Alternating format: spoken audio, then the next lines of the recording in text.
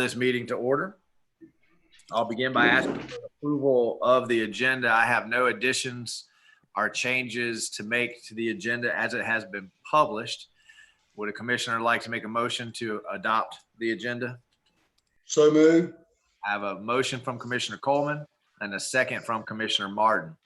Does the commission have any changes, questions they'd like to make to the agenda? I'm seeing none. And again, our reminder that when we go to public comment on a motion, we have about a 30-second delay between our ask for public comment and when the public can actually comment.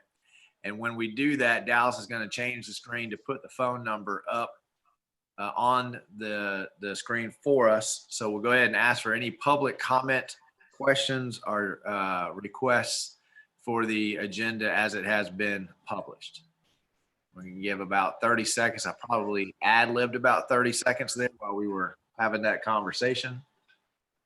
So just bear with us as we keep the business of the city of Newberry going, even during these times.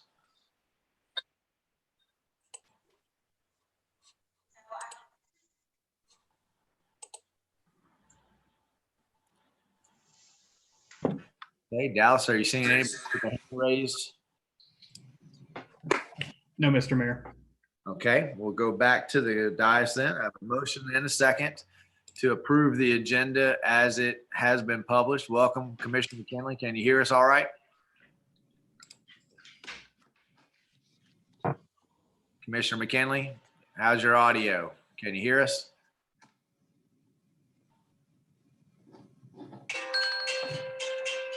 And Dallas, if you, oh, somebody got it. Commissioner McKinley, can you hear us? We're about to vote on the agenda. Okay. I can now. It took me a second. There we go. All right. So the motion on the floor, which has been seconded, is to approve the agenda as it has been published with no changes. I'm going to ask for Commissioner Coleman's vote first. Aye. Commissioner Farnsworth. Aye. Commissioner McKinley. Shake your head. Aye. Aye. There we go. Thank you, sir. Commissioner Martin. Aye. And Commissioner Norfleet. Aye. Motion passes unanimously. I want to welcome Deacon Bill Conrad from Westside Baptist Church. He's joined us tonight to give us tonight's invocation. During Zoom meetings, we give you the option of either bowing your head or standing, whichever one you feel more comfortable with. As soon as the invocation is over, we will all rise for the Pledge of Allegiance. And with that, welcome, Deacon Conrad. We appreciate you being here with us tonight. Glad to be here. And looking at the Zoom camera, I see Jamie Jones right next to me. And I just wanted to say in public that I've had some problems with my water over the last couple of weeks. And Jamie has been right there for me with charts and graphs and helpful stuff, helping me troubleshoot the problem. He and his boys down at the water department and ladies do a wonderful job, and I appreciate them. Awesome. Thank you for that. So if you'll join me in prayer, please. And I got to say, with Commissioner McKinley, a real preacher on the panel, this is putting a lot of pressure on me. So I hope you'll cut me some slack. But bow in prayer with me. Heavenly Father, we pray tonight for your protection for our population, for the people of this city, from this disease, this coronavirus. And we just pray that you'll get us through it, protect those vulnerable population, that they might be spared and that we can get back to work soon. And we also pray that the local, state, federal government officials will have the courage and the patience to and the wisdom in the decisions that they might make tonight and in the upcoming weeks and months. As we go forward in this remote meeting, help us to be respectful of the other people on the board and be respectful and patient with the citizens that we deal with. Help us to be tolerant and understanding when others see things differently from us. And most of all, Lord, let us glorify you in all the things that we do. For it's in Jesus' name we pray. Amen. Amen. Thank you, Pastor Deacon. If you would please rise for the Pledge of Allegiance. of the United States of America, to the republic for which it stands, under God, God, indivisible, with justice liberty liberty, and and justice for all. justice for all. Thank you again, Pastor Deacon, and thank you everybody for the pledge. I know that's kind of a hard thing to say in unison in a remote meeting. I thought you guys did wonderful. Okay, that brings us to our presentations, and the first presentation we have is an Emergency Medical Services Week proclamation that I will have ready to read momentarily.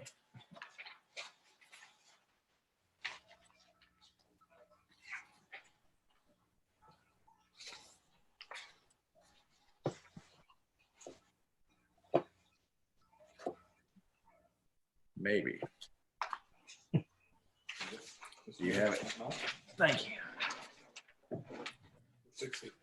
That's right. Okay. Whereas emergency medical services is a vital public service, and whereas the members of emergency medical services teams are ready to provide life-saving care to those in 24 hours a day, 7 days a week, and whereas access to quality emergency care dramatically improves the survival and recovery rate of those who experience sudden illness or injury, and whereas emergency medical services has grown to fill a gap by providing important out-of-hospital care, including preventative medicine, follow-up care, and access to telemedicine. And whereas the emergency medical services system consists of first responders, emergency medical technicians, paramedics, emergency medical dispatchers, firefighters, police officers, educators, administrators, pre-hospital nurses, emergency physicians, trained members of the public, and other out-of-hospital care medical providers. And whereas the members of emergency medical services teams, whether career or volunteer, engage in thousands of hours of specialized training and continuing education to enhance their life-saving skills.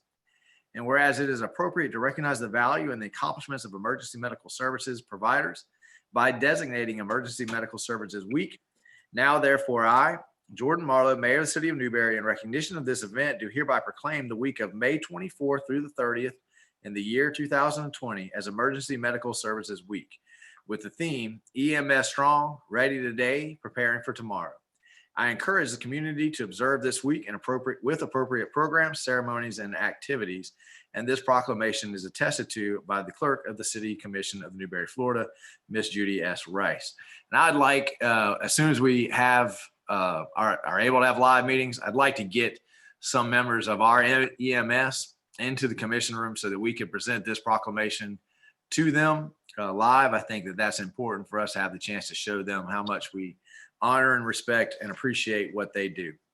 But make sure that we all know that May 24th through 30th is Emergency Medical Services Week. So with that, let it be proclaimed. Okay, and that will take us back on the agenda to public announcements. So again, remembering that we have about a 30-second delay between our request for public questions and comments and when people see it. Dallas, if you could go ahead and put the number up. Thank you, sir. We'll give about 30 seconds, see if we have any public comments. Remember, folks, we have 2 minutes right now at the beginning of our meeting for the kind of non-confrontational, non-controversial comments. If you got a garage sale or something happening and you want to let folks know about, now's the time. If you do have a more controversial comment that you would like, could you wait till the end of the meeting and you'll have a longer period of time to make those comments.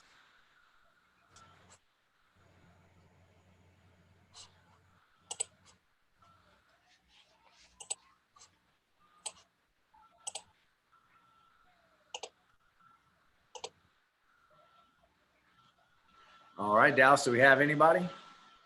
No, sir. Okay, we will come back to the agenda and I'll ask for Commissioner to make a motion on the consent agenda to approve it. So moved. I have a motion from Commissioner Martin. Second. I have a second from Commissioner McKinley. Roll call, Commissioner Coleman. Commissioner, that's an aye. Commissioner Farnsworth, Aye. Commissioner McKinley, Aye. Commissioner Martin. Commissioner Martin. Commissioner Martin, can you give me a hand signal or say aye? Commissioner Oh, Martin. aye. Thank Aye, you. sorry. All right. Commissioner Norfleet, Aye. motion passes unanimously, and that takes us to public hearings and ordinances. We're going to enter into a quasi judicial public hearing. Ordinance 2020-13 and 2020-14. This first reading of the ordinance, City of Newberry, Florida, to voluntarily annex certain portions of unincorporated Alachua County. I'm going to go ahead and read the procedure into the record that we're going to use for this quasi judicial procedure. And I'm going to begin by asking Rich if you are ready. Rich, are you ready? Will you go ahead? Are you ready, Rich? We are ready. All right. Could you go ahead and read the ordinance into the record for us? Thank you, Mr. Mayor. Ordinance number 2020-13, an ordinance of the City of Newberry, Florida, annexing certain portions of unincorporated Alachua County that includes tax parcels number 01855-000-000, 01855-001-000, 01855-002-000, 01856-000-000, and 01862-000-000, more specifically described in this ordinance, as petitioned for by the property owners pursuant to section 171.044 Florida statutes, making certain findings, providing for land use, zoning, and land development regulations and enforcement of the same, providing directions to the clerk of the commission, providing a severability clause, and providing an immediate effective date. Okay, and Rich, before I read the procedures that we're going through here, we usually have quasi judicials for each ordinance at a time. Are we going to deal with 2020-13 and then 2020-14? Are we lumping these two together? We'll do separate for this tonight. Okay. And I'll remind the commission that we're going to read through the quasi judicial procedures. And Dallas, as long as no one new enters the conversation, I won't read the procedures over again for 2020-14. If someone new does enter the meeting, then I will need to reread the procedures. Okay. Dallas, can you confirm that you heard that? Confirmed. Thank you. Okay, so the city attorney has read into the record the ordinance. The rules that we're going to follow tonight concerning testimony is that substantial and competent evidence is going to be the only criteria. It follows the quote, all public testimony will be taken under oath. Everyone testifying will be subject to cross-examination. All documents and exhibits shall be entered into evidence, and the giving of opinion testimony is limited to experts. Closing arguments will be limited to the evidence of record. We are going to hear from the applicant, the staff, and all participants that request to be heard. And we'd like to go ahead and swear those folks in now. So we'll swear you in for 2020-13 and 2020-14, all at the same time. So if you are going to speak to either of those, Madam Clerk, would you prepare to swear everyone in? And this is always a little bit awkward when we do this remotely. So let's find out who all needs to be sworn in. And then, Madam Clerk, if you would just go one at a time, say the oath, and then ask them to affirm with their name if they do. And we'll move through everybody that wants to be sworn in. And Rich, you double check me if that's not adequate. No, that. Okay. So I know that Mr. Thomas and probably Miss Wendy are going to want to speak. Madam Clerk, why don't you go ahead and swear them in, and we'll give everybody calling in a chance to do that now. Please state your name for the record and raise your right hand. Wendy Kinzer Maxwell. Brian Thomas. Do you hereby swear or affirm the testimony that you are about to give is the whole truth and nothing but the truth? I do. I do. You have been duly sworn. Okay, Dallas, do we have anybody else calling in needing to be sworn? No, sir. Okay. By my clock, that's about 40 seconds since we started this, so we should have plenty of time. Again, if you're calling in, we have begun the quasi judicial hearing for ordinances 2020-13 and 2020-14. And we are to the point in the procedure where we are asking anyone who wishes to speak to be sworn in. Dallas, do we still not have anybody asking? Nobody asking. Okay. All right, then we are going to move to disclosure of ex parte communications. Commissioner Coleman, do you have any ex parte for either 13 or 14 that you need to disclose now?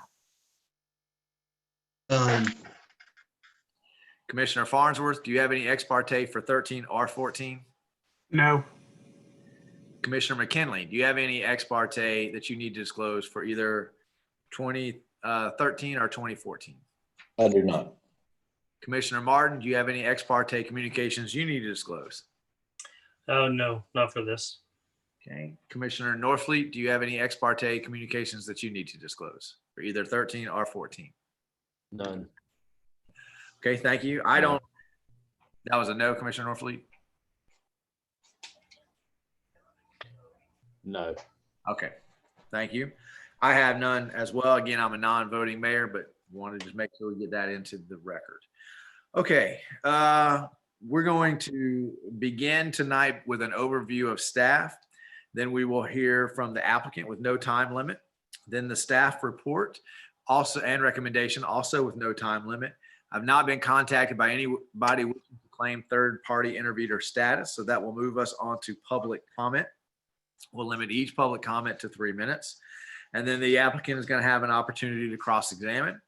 And then the staff will have an opportunity to cross-examine. Finally, the member of the decision-making body through the chair will be able to ask questions of the staff or the applicant. And then we'll hear final arguments from first the applicant and then the staff. Finally, the city attorney will advise the decision-making body as to the applicable law and the factual findings that must be made to approve or deny the application. Then we'll move to deliberations, and after deliberations, we'll have a vote. Just a reminder, not necessarily to the board, but to anyone watching, that when the commission sits in quasi judicial, they stop being a legislative body and they take on the mantle of a judicial body. So they are only allowed to listen to the facts from competent, substantial experts and use that when they make the decision. Now, with that, we have the ordinance read into the record, and staff, please give us your overview. Brian, is that going to be you or will it be Miss Wendy? That'll be Wendy Kinzer, All right. Maxwell. Miss Wendy Kinzer Maxwell, would you please give us the staff overview, please?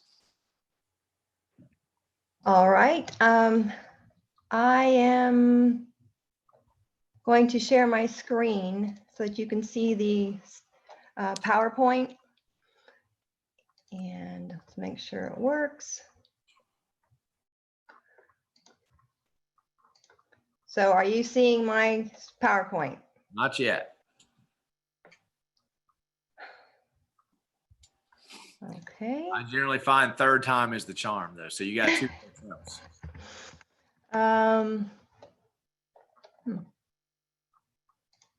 Okay. Okay, so I'm screen sharing. It says host has disabled participant screen sharing. Let's try it again now. Okay, Was it Dallas's fault, Wendy? of course. Okay, just check. Let's see. Is it still Dallas's fault? Okay, can you see it now? I cannot. Okay, You want me to go ahead, give it a try from mine, Wendy? yeah, go ahead, Brian. Okay, hold on just a second, folks.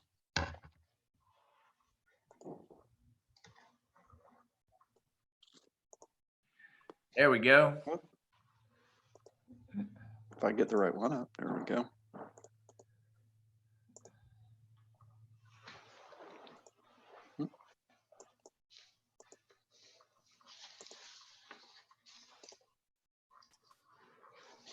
Well, this is just like being in the chambers and the mouse clicker doesn't work at the podium.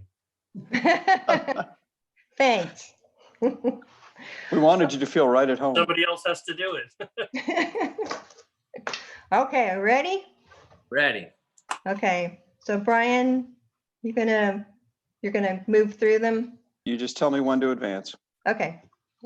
So these are two ordinances for properties that have requested to come into the city. And the next slide shows you the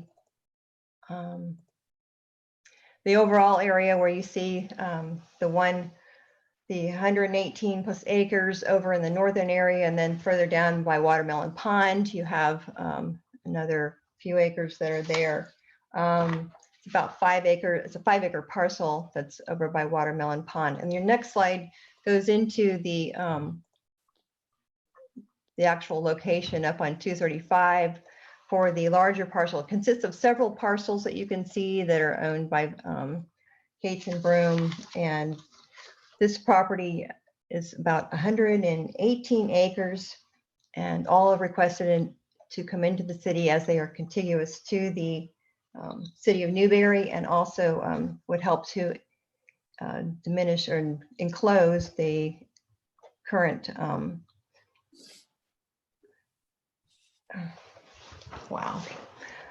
Enclaves. the enclaves. Thank you very much. And so the next slide will show you the location of the next one. I know you mentioned about having the two ordinance separated for the quasi-judicial, but we have both of them here. If you want to switch to the next slide, this is essentially the ordinance for 2020-13 deals with the five of the parcels that are contiguous to the municipal boundaries, and it's about 118 acres, and it's been advertised per the Florida statutes requirement, and the Alachua County has been notified, and the recommendation of staff is for approval for the 2020-13 with the, if you go to the next slide, Brian,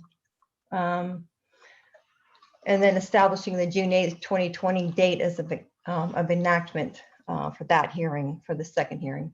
And it just depends on if the county were to object, then that would be a different process. So that's it for the one ordinance. I don't know, Brian, if you want to add anything else. Is that an overview for both of them? If so, we can move on to. Well, if you go back to the slide where it shows the 2020-14, the next, here we go. That one just shows the location over, you can see the green area, which is the Watermelon Pond. You see down where the trailhead is, further to the south. And this property is right on Southwest 90th Avenue and contiguous to other properties that have been annexed in. So then you can switch back down to the recommendation slide. And again, that information is all the same relative to the statutory requirements and the advertising and notice to the county. And again, establishing June 8th, 2020 as the date of enactment hearing would be part of the motion. Okay, Wendy, is that the end of the overview? Because we've Yes, got the recommended action. That's the overview and presentation. That's the overview and the presentation. Okay. Yes, sir. So we're going to move all the way down to E then, which will be public comment. Again, we got that 30-second delay. So we'll sit here for a few minutes and let folks know. If you're just calling in or tuning in, we are in a quasi-judicial public hearing.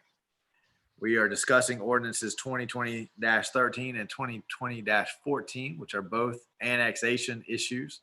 They're very similar issues, so we're discussing them at the same time. The commission will vote on them separately, and you're welcome to make a public comment on both of them or one of them individually. And we've been in public comment now for about 40 seconds. Dallas, do we have anybody with their hand raised? No, sir. Okay. Well, I'm going to go ahead and skip applicant and staff cross-examination because that was a very succinct presentation, which we certainly appreciate. And we're going to move straight to members of the decision-making body, asking any questions of the staff, since the applicant is not with us here. And Wendy, are both of these owned by the same person, or we have two different applicants? There are a couple applicants that own the 118 acres to the north, and then to the south that is owned by one applicant. And they're all, I mean, as far as property owners, there are two different applications. One with properties listed in a couple different names, and then the But none southern of the property. applicants are with us tonight in the meeting. Is that That's right? correct. Yes. Okay, just wanted to make sure we had that on the record. Yes. Thank you. Commissioners, do you have any questions for staff on either of these annexations? Commissioner Martin? Wendy, I noticed one of the parcels last name is DeWitt. Can you point me to where we have agent representation for them on that particular property? Or is that just included? I'm scrolling back to get the page 49 of the packet, second property, 01855-001. Again, 01855-001. It's the smaller 2.9 acres, 2.19 acres. I see everything for Cates and Broom. And perhaps DeWitt is just included because it's on the page, but it's not involved. But It is included, and we do have that information on file. you have something from DeWitt? For authorization, that was my understanding from Janine, and we do have all of that on file. Brian, can you jump in and tell me what page that's on? I don't see it. Or I guess, Wendy, if you have it in front of you, maybe you can tell me also. I do not. I'm looking. I'm looking as well. Take your time. Under applications on page 68, I see.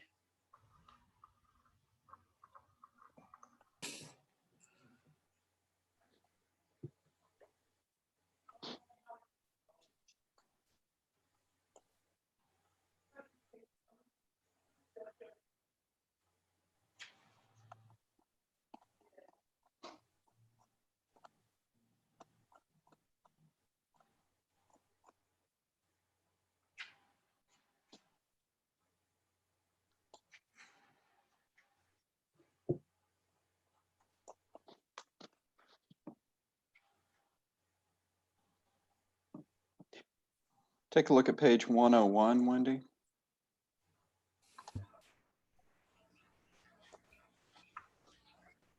Okay, 101. Oh, yeah, there it is. Okay. Okay. Yep.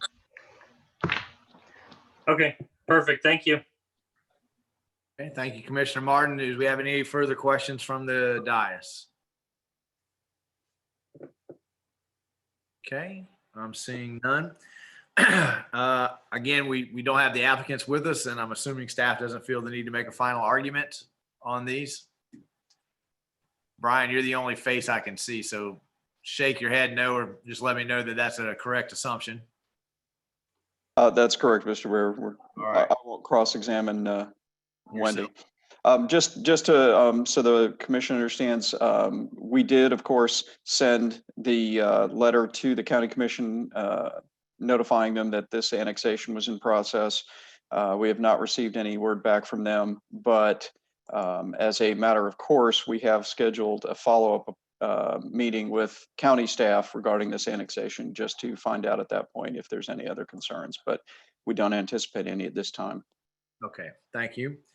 Mr. Attorney, I'm going to ask you to go ahead and advise the decision-making body as to the applicable law, and I'm going to ask you just to confirm that the only ordinance you've read into the record right now is 2020-13, right? We will read 2020-14 in next, correct? So yes, that's correct, Mr. Mayor. And I do want to clarify, because I do think there was a little bit of confusion on that discussion on the front end. Yes, we've only read in ordinance number 2020-14. However, it sounds as if the evidence in the presentation from staff involves both ordinances. So what we want to avoid is a motion that would be directed to both ordinances collectively. So what we'll do, and I'll talk about the standard here in just a second, but what we'll do is we'll entertain a motion on 2020-13, and then I will read by title 2020-14, and we can entertain a vote on that.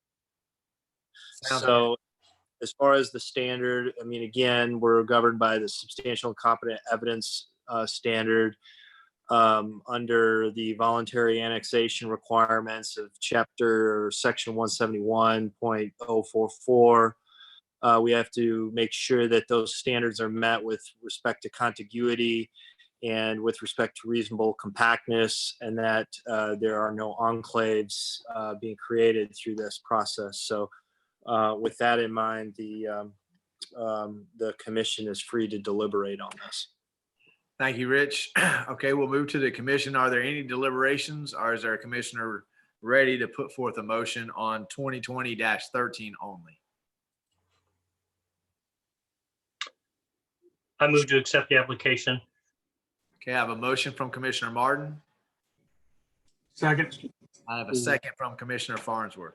Okay, I have a motion to approve ordinance 2020-13. Properly seconded by Commissioner Farnsworth. Are there questions or comments on the motion on the floor from the commissioners? Mr. Mayor, the appropriate motion is to pass the ordinance 2020-13 as read by title only. That's okay. Thank you. Any questions or comments on the motion on the floor from the commissioners? Okay, if not, we're going to move to public comment. Dallas, if you give us the telephone number. Folks, if you're tuning in now, we are in public hearings and ordinances. We're listening to our first quasi-judicial hearing on ordinance 2020-13. We have come to the end. We have a motion to approve without conditions that has been properly seconded. We're going to give you a few more seconds to click that little button at the bottom of your screen that has a hand and let us know that you'd like to make a public comment.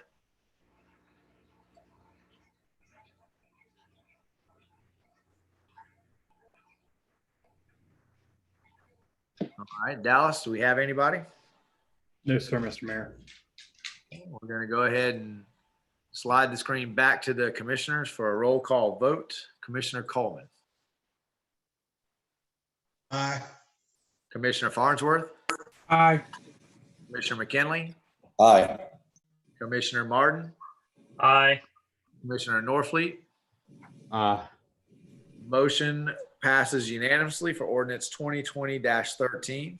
Now we are still in quasi-judicial, and before I ask Rich to read 2020-14, Dallas, can you let me know, has anybody entered the meeting that wasn't here for 2020-13? Yes, sir, Mr. Mayor. There is somebody? Yes. Okay, then we're going to go ahead and read the quasi-judicial procedures over again.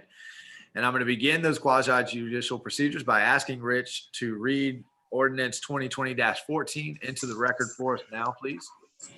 Thank you, Mr. Mayor. Ordinance number 2020-14, an ordinance of the city of Newberry, Florida, annexing certain portions of unincorporated Alachua County that includes tax parcel number 02667-007-000, more specifically described in this ordinance, as petitioned for by the property owners pursuant to section 171.044 Florida statutes, making certain findings, providing for land use, zoning, and land development regulations, and enforcement of the same, providing directions to the clerk of the commission, providing a severability clause, and providing an immediate effective date. Okay, thank you, Rich. I'm going to explain the rules concerning testimony that we'll hear tonight. And that's primarily that the substantial and competent evidence must be met. That criteria must be met when the board makes a decision. And it shall state the following, quote, all public testimony will be taken under oath. Everyone testifying will be subject to cross-examination. All documents and exhibits shall be entered into evidence. The giving of opinion testimony is limited to experts. Closing arguments will be limited to the evidence of record. We will now make sure that the newcomers to the meeting aren't wishing to speak to ordinance 2020-14. If they are, then we will need to swear them in. If you've joined the meeting now and you want to speak to ordinance 2020-14, that's the ordinance that the commission is about to hear right now. If you'd like to be sworn in, please raise your hand. Dallas, are any of the newcomers raising their hand? No, sir. Okay. We've already asked the commission about ex parte, but let's quickly go through that again for the newcomers. So Commissioner Coleman, do you have any ex parte to disclose on 2020-14? None. Commissioner Farnsworth? Nope. Commissioner McKinley? No. Commissioner Martin? No, sir. Commissioner Norfleet? No. And I don't have any as well. Okay, the order that we will present tonight as staff is going to give us an overview. I'm going to ask them to repeat the overview that they gave in the last presentation. And then the applicant, if they join us, will be able to have a presentation with no time limit. Then we'll come back to the staff's report along with their recommendation. That also has no time limit. I have not been contacted by any third-party interveners for this ordinance, so that will move us to public comment, which is limited to 3 minutes. Then the applicant and will have a chance to cross-examine, and staff will have a chance to cross-examine. Then we'll move back to the members of the decision-making body, who through the chair may ask any questions of the applicant or the staff that they would like. We'll hear final arguments from the applicant and the staff, and then the city attorney will advise the decision-making body as to the applicable law. And then the decision-making body will enter deliberations, and after deliberations, a vote will be met. With that, I think we had more success with Brian's computer screen sharing. So Brian, will you share your screen? And Wendy, will you give us an overview briefly for 2020-14? And if you want to put the recommendation in there, unless an applicant has showed up, we'll accept the staff overview and presentation all at one time. Thank you, Mr. Chair. Mayor, the application for this one is a request by Nathan and Cami Copeland. Request for voluntary annexation of the parcel of land you see on your screens, 5 acres on the north side of Southwest 90th Avenue near Watermelon Pond, and it is contiguous to the city of Newberry's municipal boundaries.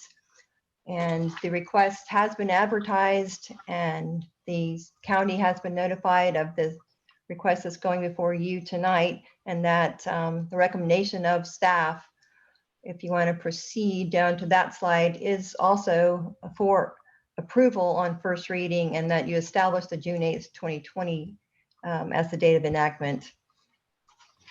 Okay, thank you, Ms. Wendy. Excellent job. Dallas, is anybody raising their hand who's come in claiming to be an applicant? Anybody by the last name of Copeland? No, sir, Mr. Mayor. Okay, that's going to move us to public comment. So we'll accept a 3-minute public comment on ordinance 2020-14, which is an annexation ordinance. We'll give about 30 seconds or so for the time delay. All you need to do is call the phone number that should be on your screen now. We'll get you in, and then click that little hand button at the bottom of your screen to raise your hand and let us know that you have a comment.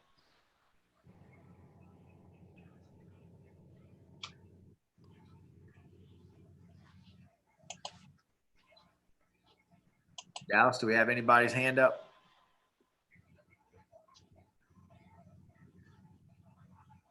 No, sir.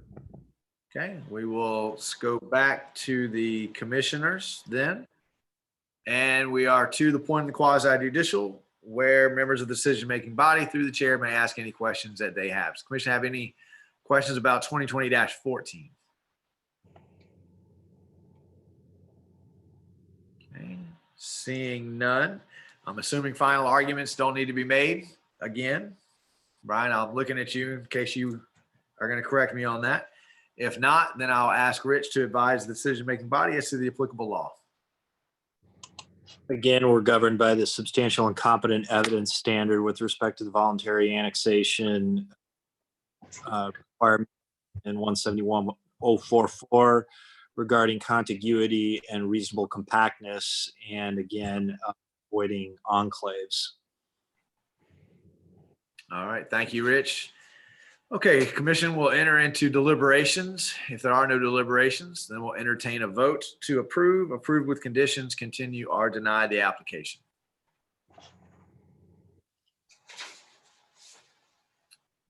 Don't everybody reach for the microphone first. Commissioner Farnsworth, Move to approve. I have a motion to approve ordinance Second. 2014. I have a second from Commissioner Martin. Okay, well, we have a motion properly seconded to approve without conditions. Comments and questions from the dais on the motion on the floor? Okay, I hear none. So Dallas, would you put our telephone number back up? We're going to open it up to public comment. Again, members of the public, we are in ordinance 2020-14. We have a motion to approve without conditions that's on the floor now. That phone number will get you into the meeting.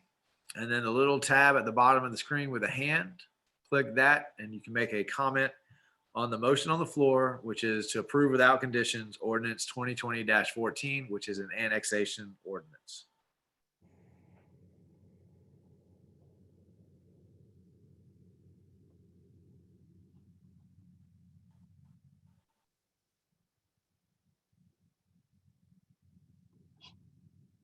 Dallas, we have anybody's hand raised?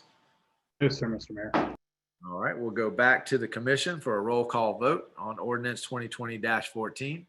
Commissioner Coleman. Aye. Commissioner Farnsworth. Aye. Commissioner McKinley. Aye. Commissioner Martin. Aye. Commissioner Norfleet. Aye. Motion passes unanimously. And that finishes our quasi judicial public hearings for our regularly scheduled special meeting. Okay, that brings us to our agenda items. First item on the agenda is Gatorback Special Exception 5-year review. We do this every 5 years. It's part of their special exception. And I think my notes indicate that Wendy is going to lead this conversation. Wendy, is that correct? Yes, sir. All right, take us through their 5-year review. Brian, can I ask of you for the Green sharing. PowerPoint?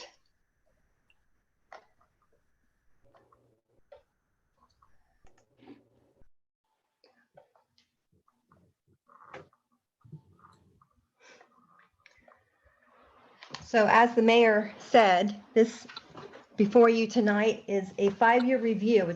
It's a condition of the existing special exception permit. If you go to the next slide, essentially, if you just historically, just to remember that the property was annexed into the city after it had been the Gatorback cycle park for years, since 1992, when the county was annexed in, went through a special exception process.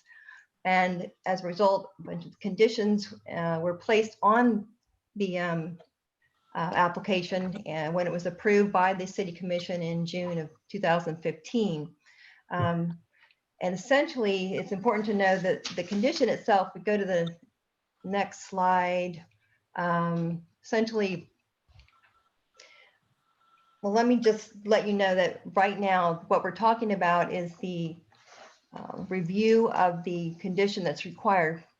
So we're going to review all of the conditions of the permit, because condition number 1 requires that every 5 years, all of the conditions be reviewed by the city for compliance with the existing permit and any other regulations. So by doing that, a lot of times something like that is done because a special exception, typically it runs with the land.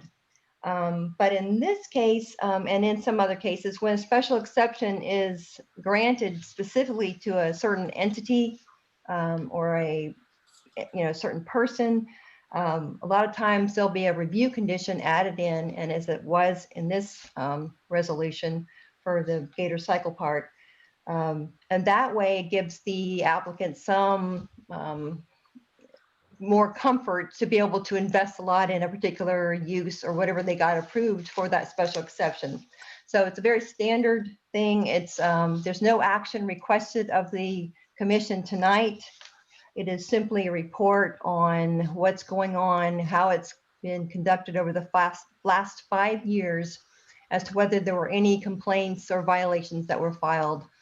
So you can see the location of the Gator Cycle Park now on the aerial. You can see where a lot of activity going on. Remember that the application was approved for, some camping, event-related camping and various bicycle and motocross events, both training and events. The next slide shows you their site plan. And again, it's a little bit hard to read, but that was already approved. And so the next slide, if we go into the purpose of, why we're here, and that is that part of the resolution was an attachment A and an attachment B. And as I said, that condition required for the 5-year review. And so that review is due now. The compliance review was conducted with research. We went ahead and checked on any kind of complaints that were lodged during the 5-year period, any documentation that we had. There was no record of complaints according to codes enforcement. And there was one phone message received by the planning department. And the planning director did follow up on that and research that, and Brian could speak to it directly if need be. Essentially, that concern was about the fireworks, and there was no evidence to suggest that there were any issues with lengthy fireworks displays. They do have a permit, for the fireworks displays, and they're limited to the short time frames that they do, because I know that they're quite expensive. But the caller was notified, even though it was called, I think they were emailed. Yes, they were emailed, and the caller expressed their concern was about having the issue, too many fireworks going on, but we didn't have any results from that showing that that was a problem and no violation of the existing permit. The next slide shows you that based on the research that was done, we don't have any evidence of any violation or concern. That we recommend that the special exception remain as it does comply with the conditions of the current permit, and that it be maintained as currently approved. And then the next 5-year review would happen in 2025.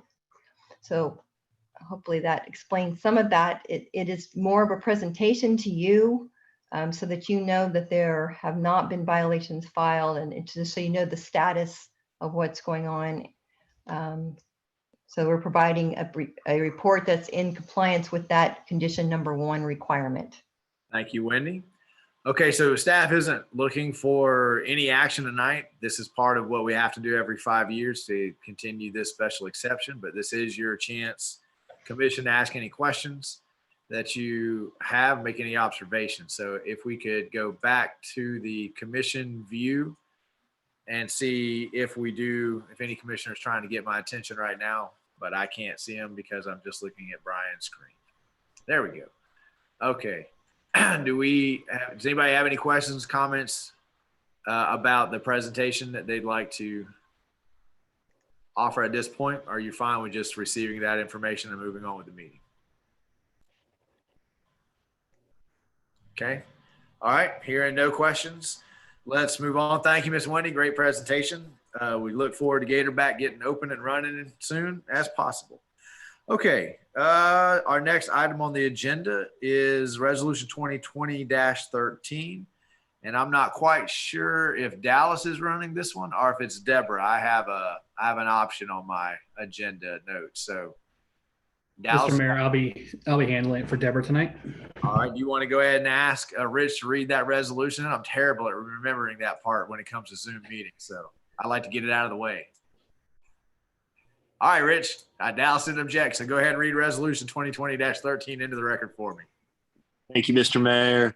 Resolution number 2020-13, a resolution of the City Commission of the City of Newberry, Florida, approving and authorizing the adoption of amended drug-free workplace policies, repealing all resolutions in conflict, and providing an effective date. Thank you, Rich. All right, Dallas, give us the presentation. Yes, sir, Mr. Mayor. Earlier this year, the DOT adopted a new rule called the Drug and Alcohol Clearinghouse, which requires the city to report all of our CDL drivers online in a national database for their drug screens and other information. Because of this, we needed to update our drug-free workplace policy. So we've included some of those updates into the policy.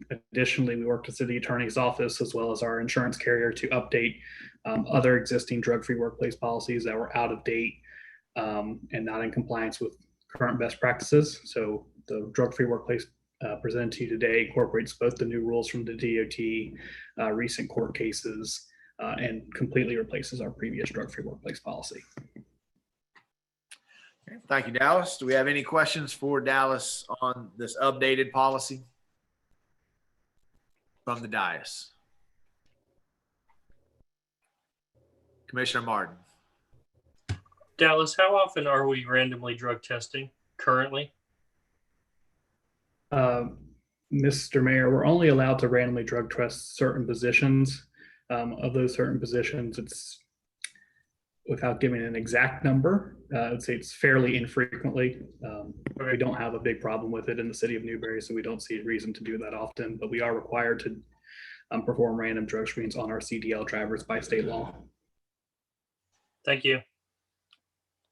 Okay, any more questions from the commission on the resolution before you? Seeing none, I'll entertain a motion to adopt resolution 20-13. At this time, I have a motion from Commissioner Farnsworth. Second. I have a second from Commissioner Coleman. Okay, any last questions or comments on the motion on the floor from the dais? Hearing none. Dallas, will you put our telephone number back up? Once again, folks, we have about a 30-second delay. So you should be getting on your screen at this point a telephone number. We are at the point in the agenda where we are discussing our drug-free workplace policy update, which is resolution 2020-13. We have a motion properly second on the floor to approve that resolution and update our policy. If you'd like to comment on that, all you need to do is call the number on your screen. We'll let you into the meeting. Then at the bottom of your screen, you'll see a little hand.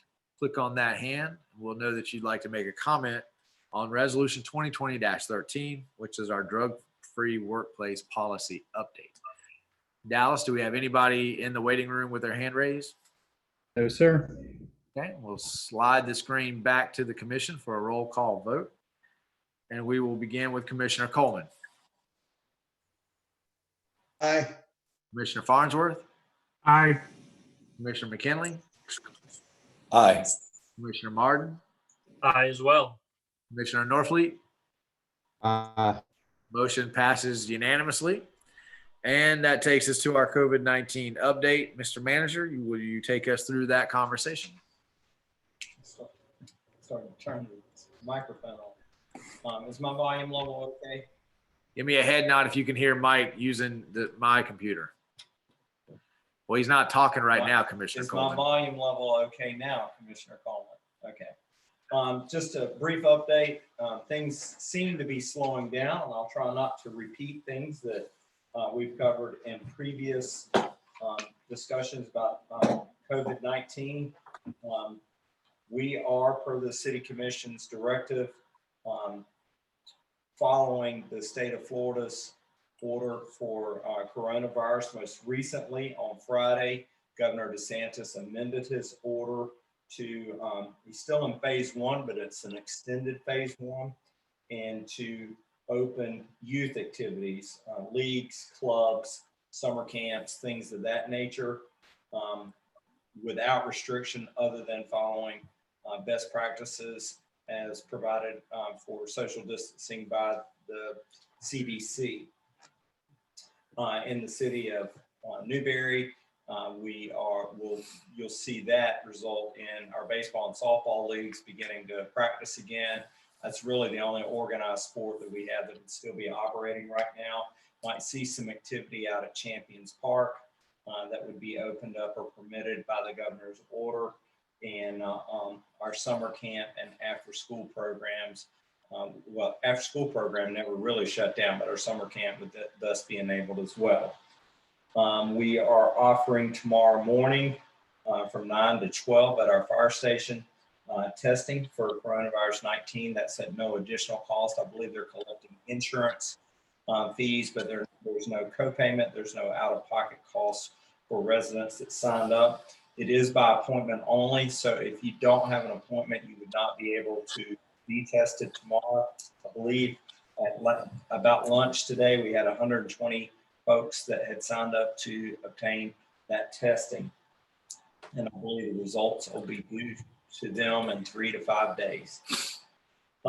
City operations, we continue to reopen consistent with the governor's order. Our public facing offices like City Hall and Little Red Schoolhouse are open for business. We ask that people practice social distancing measures, maintain minimum number of people in buildings, maintain safe distances, wear face masks if it's appropriate, if social distancing isn't permissible. And we'll just continue to follow the governor's orders until we are back to what is being termed the new normal. Mr. Mayor, that concludes my update on this, but I'm available for questions if anyone has any. Thanks, Mike. We really do, knock on wood, have a lot of good news when it comes to COVID-19. We're now 21 days past the beginning of phase 1 reopening.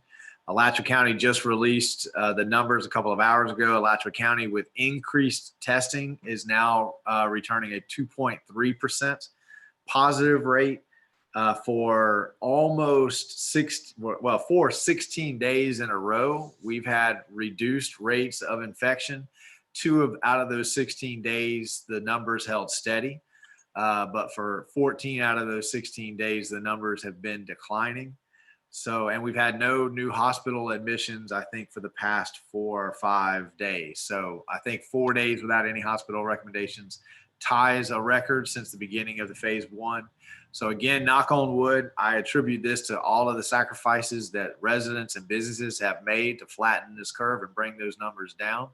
So, I hope that we all continue to act reasonably and rationally in the face of these declining numbers and keep these numbers trending in the way that they are. So does anyone have any questions for the manager on any of that updated information?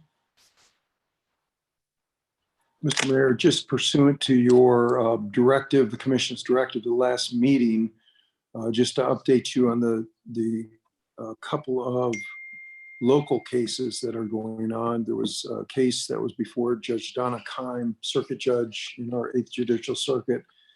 Last Friday, she declined to enter an injunction prohibiting the county from implementing the mask requirement. And that focused on primarily constitutional grounds, that challenge. So she declined the temporary injunction. She has not rendered a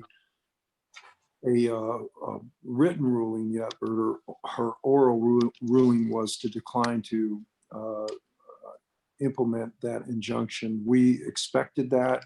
Case law gives the state, the county, and local government wide authority as to, in a state of emergency, as to how it's going to proceed or the rules that it will proceed.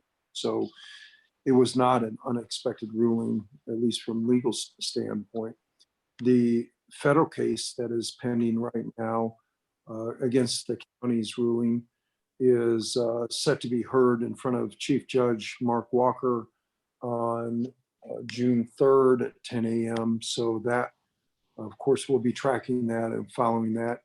There's briefing is being done in that case right now. So he's going to travel to the city of Gainesville and hold the hearing here in Gainesville on that issue.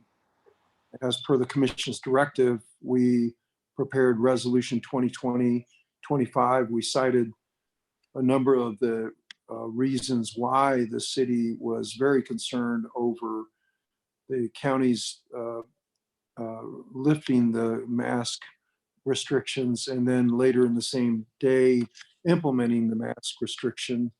In addition, that we prepared, and I'd give Andrea Parker in our office agreed to a credit, she prepared the resolution very quickly, got it to you, Mr. Mayor, so you could sign off as per the direction.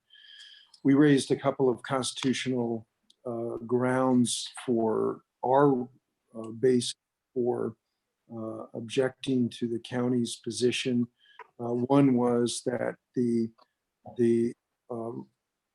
order issued by the county is so broad and it is so void for vagueness, and to require somebody to be subject to a criminal penalty because of the vague nature of the order, we believe creates a concern on the part of the implementation of that order in the city of Newberry. We declined to enforce the order, and so we implemented that. Also, we said that under 2252.50, there's supposed to be the coordination between the county and the city and the state division of emergency management, and we believe that that also was problematic in this instance. And so with those reasons and that basis, we had drafted the resolution in accordance with the commission's directive, and you signed it on the 21st day of May 2020. The county asked for a copy of it. It was promptly sent over to the county. I believe it's also been forwarded to the state division of emergency management as well. So I think we've done everything in accordance with what the direction was as of your special meeting that you had last week, Mr. Mayor. Thank you, Scott. And I'm just going to read one section because I want to thank our legal team for putting this together. The resolution that they wrote, I was very pleased with it. Very strongly worded. It gives constitutional as well as practical considerations. And I think that one of the sections that Scott just mentioned says, whereas the order is arbitrary and capricious, as there are no fixed standards for applying the order. Without clear fixed standards, the order allows for arbitrary enforcement because it does not meaningfully limit who the police can cite, fine, or arrest. I had a very emotional phone call today from a Vietnam veteran who still suffers from PTSD. He had some other disabilities he mentioned that he didn't want to share with me. But he has been denied entry into some places because he can't wear a face mask. He's been asked some intrusive questions, and he's embarrassed to go out. And he was hurt by society's treatment of him after the service that he gave to this country. And he was very grateful to the Newberry City Commission for recognizing that there are a lot of people in his situation who now are being faced with hostility from residents and some businesses alike, being asked to prove things that he doesn't feel like he should have to prove.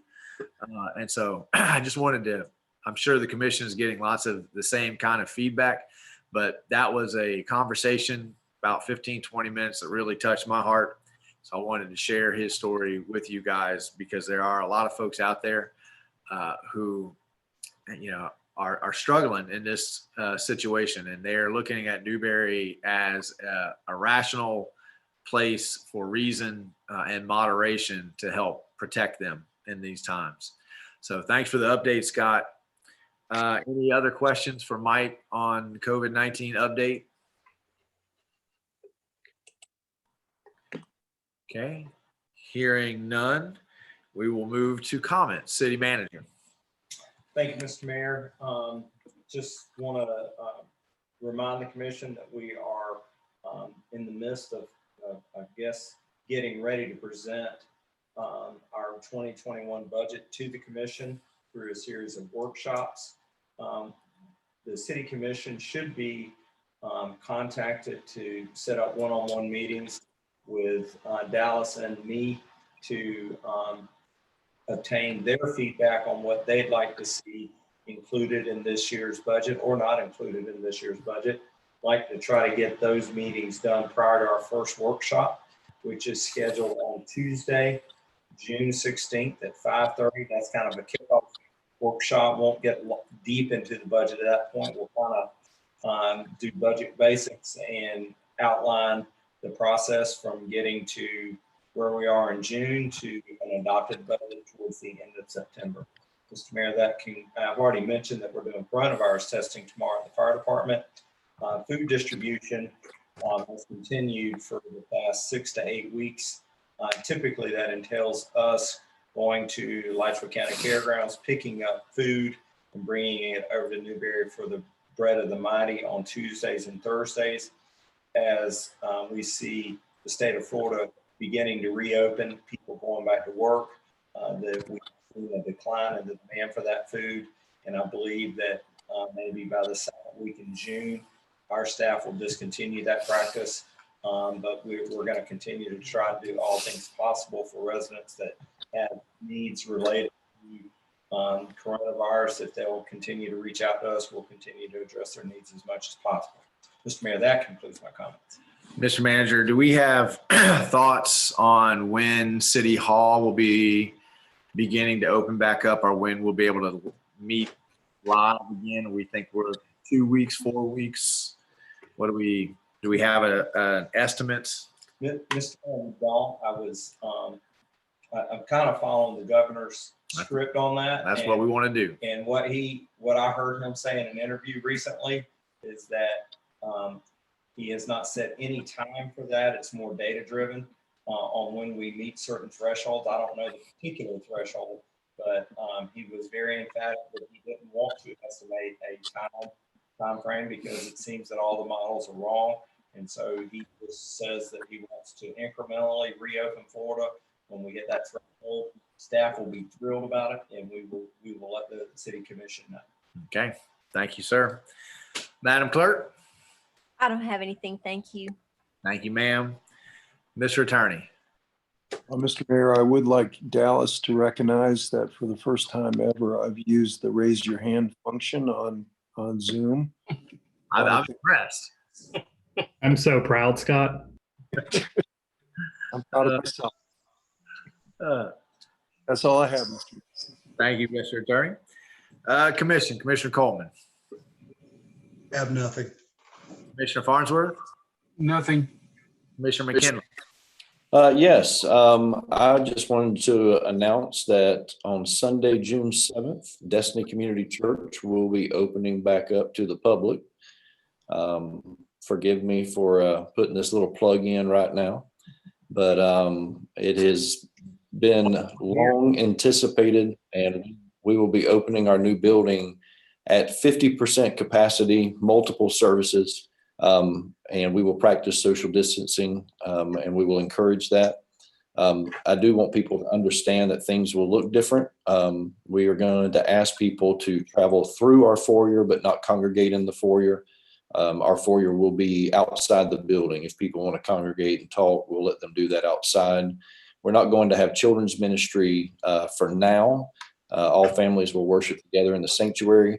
We will have multiple services, and people are going to have to sign up online to attend those services.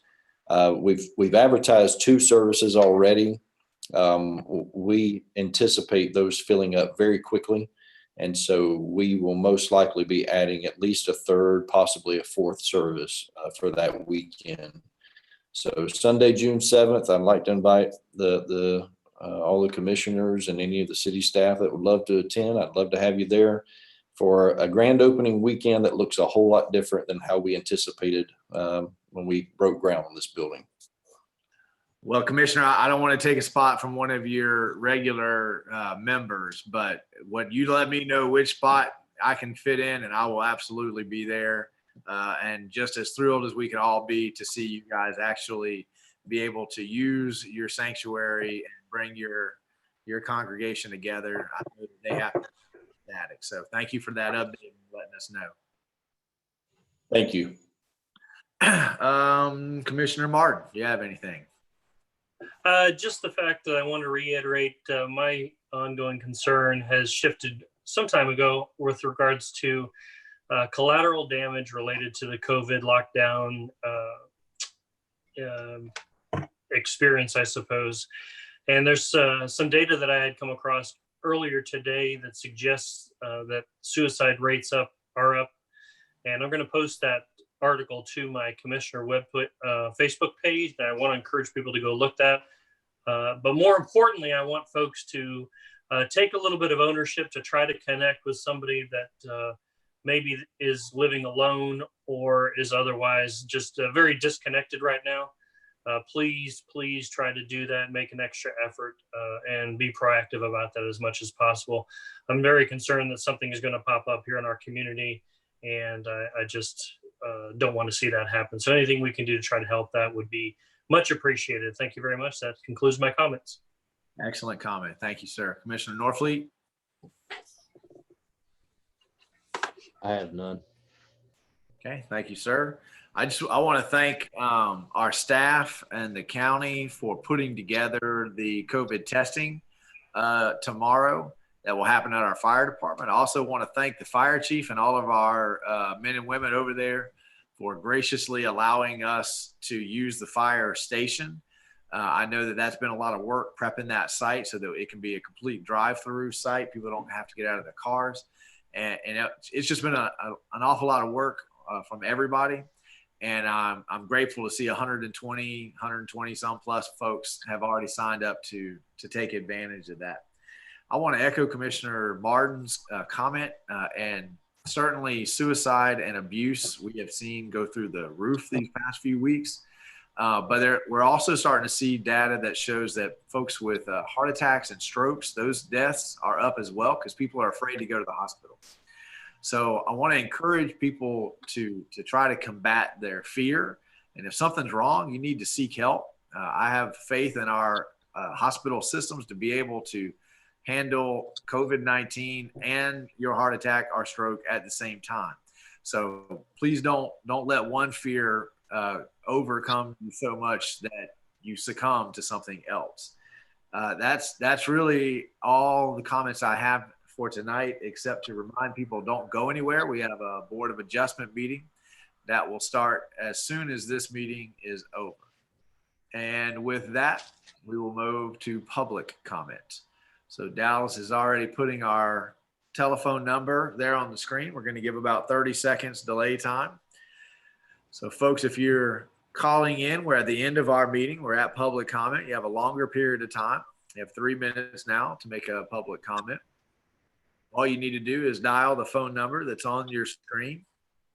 And once you get led into the meeting, you'll see a little hand at the bottom of your screen. If you click that little hand, that'll let us know that you have a comment that you'd like to make during this period of the meeting. You can comment on anything that was on the agenda or off, and you have 3 minutes to discuss whatever you'd like the commission to think about. Dallas, do we have anybody with their hand up? No, sir. Okay. And we are going to slowly head back to the commissioner screen. And as long as we still don't have anyone joining the meeting, then this meeting is adjourned. Don't go anywhere. Commissioner Coleman has asked, since I'm here with the gavel, that I chair the BOA meeting as well. And we're going to call this Board of Adjustment meeting to order. All right. And I would like to begin by asking a commissioner to approve the agenda as it has been published. So moved. I have a motion from Commissioner Martin to approve the agenda as it has been published. Second. I have a second from Commissioner McKinley. Does the commission have any questions, additions, changes to the agenda as it has been published for the Board of Adjustment meeting tonight? No, sir.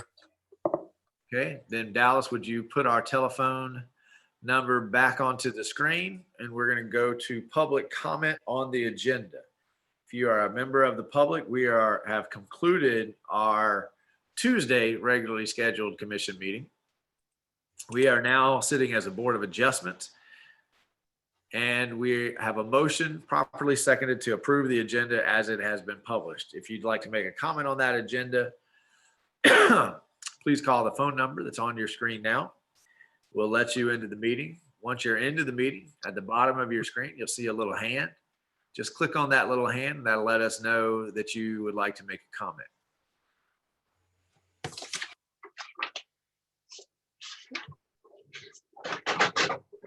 That's right at. Mr. Mayor, we have a comment from Brian Franco. Okay, Mr. Franco, this is on the motion on the floor to approve the agenda. Yes, do you hear me?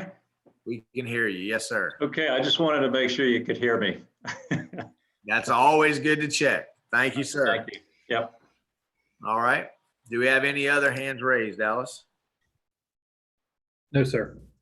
Okay, hearing none, we'll go back to the commissioner screen and we'll have a roll call vote, starting with Commissioner Coleman on the motion to approve the agenda. Aye. Commissioner Farnsworth, Aye. Commissioner McKinley, Aye. Commissioner Martin, Aye as well. Commissioner Norfleet. Aye. Motion passes unanimously. The next item on the agenda is approval of the March 23rd, 2020 Board of Adjustment minutes. You guys have all had those minutes in your backup packet. I'll entertain a motion to approve the minutes if no one caught any scrivener's errors or typos or anything like that. So moved. I have a motion Second. from Coleman, a second from Commissioner Farnsworth. Any questions or comments on the motion on the floor to approve the minutes from March 23rd? Hearing none. Dallas, please put our phone number back up. Give about 30 seconds for our delay.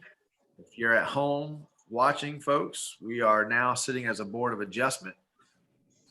We are in our agenda and we are at the approval of the March 23rd, 2020 minutes. If you'd like to make a comment on those minutes, all you need to do is call the number on your screen. Once you're led into the meeting, at the bottom of your screen, you'll see a little hand. Simply click on that hand and we'll know you'd like to make a comment on the March 23rd, 2020 Board of Adjustment minutes. Okay, it's been about 30 seconds or so. Dallas, do we have anybody with their hand raised? No, sir. Okay, and we'll go back to the commission and a roll call vote. Commissioner Coleman. Commissioner Coleman. Commissioner Farnsworth. Commissioner McKinley. Aye. Commissioner Martin. Aye. Commissioner Norfleet. Aye. Motion passed unanimously. We have no old business, so that takes us right to new business, which is a quasi judicial public hearing of SE 20-01, which is an application by EDA engineers, surveyors, agent for store master funding, owner of special exception in the agricultural zoning district. I'm going to begin this quasi judicial proceeding by once again reminding the commission and the public that when we sit as in quasi judicial, we move from a legislative body to a judicial body.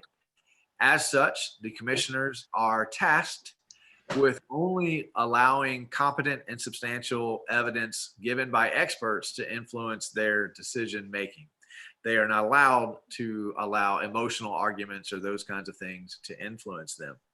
I'd like to start by asking, Scott is the only one I can see on the screen. So Scott, are you going to read this into the record for us? Request for a special exception. Happy to, Mayor. I will go ahead and do that now, if with your pleasure. Please do. Resolution number 2020-17, a resolution of the City Commission, City of Newberry, Florida, serving as the Board of Adjustment of the City of Newberry, Florida, considering an application for a special within an agricultural as authorized under 4.4.517 of the City of Newberry Land Development Regulations to allow the operation and expansion of a commercial small animal boarding facility on certain lands within the corporate limits of the City of Newberry, Florida, repealing all resolutions in conflict and providing an effective date. Mr. Mayor, at the appropriate time, there will be a motion to pass Resolution 2020-17. Of course, the Commission, Board of Adjustment, City Commission sitting as a Board of Adjustment can amend the resolution. They could table it. They could deny the resolution. And of course, at the time, they have to state the basis and the reason. Doing so with substantial and competent evidence, as you have stated. Okay, thank you, Scott. I'm going to go ahead and explain the rules concerning testimony that we will use tonight. And the primary rule is that substantial and competent evidence must be met when the board makes a decision and shall state the following, and I quote, All public testimony will be taken under oath. Everyone testifying will be subject to cross-examination. All documents and exhibits shall be entered into evidence. The giving of opinion testimony is limited to experts, and closing arguments will be limited to the evidence of record. I'm going to go ahead and ask our clerk, there she is, to swear. I'm sorry, Miss Judy, I lost you on my screen there. All my little squares have moved around there, but I found you. And folks, it's always a little awkward to swear in on a Zoom meeting. What I'm going to ask is that the clerk, if you would, please click the little button at the bottom of your screen. Let us know that you would like to speak on this. I would ask you to go ahead, if you think there's in any way, shape, or form you may want to speak on this, to go ahead and let's swear you in now. It'll just save us a little bit of time later. So I'm going to give everybody a chance to click that button at the bottom to raise your hand. The clerk is going to read the oath in, and then she'll go around and she'll ask everyone with that hand raised. So she has to coordinate a little bit with Dallas here to make sure that we have everybody sworn in. Okay. So we'll do the best we can here to make sure that we get everyone sworn. All right. Madam Clerk, if you would. Please raise your right hand. And Mayor, Chair Marlowe, I was just shouldn't let's ask Mr. Swager first, and we'll use him as a guinea pig since he's got his hand. I can see him, and then we'll go to Mr. Thomas, and that'll give everybody else a chance to let us know that they need to be sworn in as well. Okay, so swear them in individually. Yes, ma'am. Okay, Mr. Swager, do you hereby swear or affirm the testimony that you are about to give is the whole truth and nothing but the truth? I do. Thank you. You have been duly sworn. Mr. Brian Franco, do you hereby swear or affirm that the testimony you are about to give is the whole truth and nothing but the truth? I do. You have been duly sworn. Thank you, Mr. Franco. And Mr. Thomas, do you hereby swear or affirm the testimony that you are about to give is the whole truth and nothing but the truth? I do. You have been duly sworn. I can't see his face, but I can see that Mr. Tharp is in the meeting, and I believe he's got his hands up. So if we can unmute him to be sworn in as well. Mr. Tharp, do you swear or affirm the testimony that you are about to give is the whole truth and nothing but the truth? I do. You have been duly sworn. Thank you, Mr. Tharp. Dallas, does anybody else have their hand raised? No, sir. Okay. Then I'm going to go around to the commissioners and ask for any ex parte communication to be disclosed at this time. We'll begin with you, Commissioner Coleman. None. Commissioner Farnsworth. I could read his lips and he said he didn't have anything. No, I said I have received an email. Ah, you received an email. Okay. Did Yes. you respond to that email? No, I did not. Okay. Commissioner McKinley. I did not think that I had received an email, but I did receive an email, but I did not respond to it. Okay. Thank you. Commissioner Martin. Only to the extent that I did respond to an email to Mr. Tharp. Okay. And Commissioner Norfleet. I received the email, but no response. Okay. I also received the same email. I have not responded to it. I was going to wait until after tonight's meeting. Scott, do we have commissioners that have read an email, one commissioner that responded to the email? Do we need to ask any follow-up questions here? Are we good? Mr. Mayor, my suggestion would be that yourself and the commissioners forward that email. I assume the email came on your city email website. So we need to make sure that Judy collects those for purposes of the record.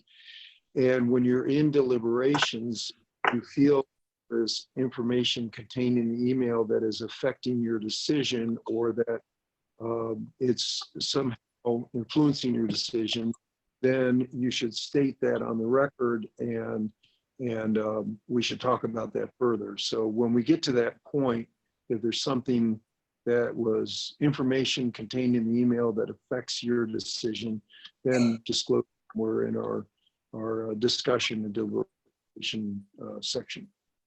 Thank you, Mr. Walker. Madam Clerk, did you receive the same email? Were you in that loop, Ms. Judy? I did not. Okay, well, I'll make sure I forward that to you tonight. Mr. Manager, did you get the email? I got copied on some of the responses, and I'm forwarding what I have to Judy as we speak. Perfect, thank you. And Commissioner McKinley?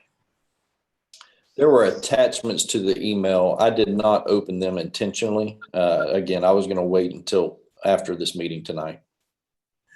And I did not open the attachments either. Commissioner Coleman? Just seen that I have the email, but I haven't opened it to even read it. Okay. And of course, I am the liaison on the P&Z.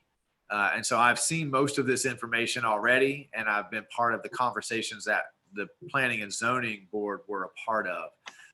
And certainly when it is an appropriate time, I can relate any information that the commission has or the P&Z asked me to relate in my role as a liaison.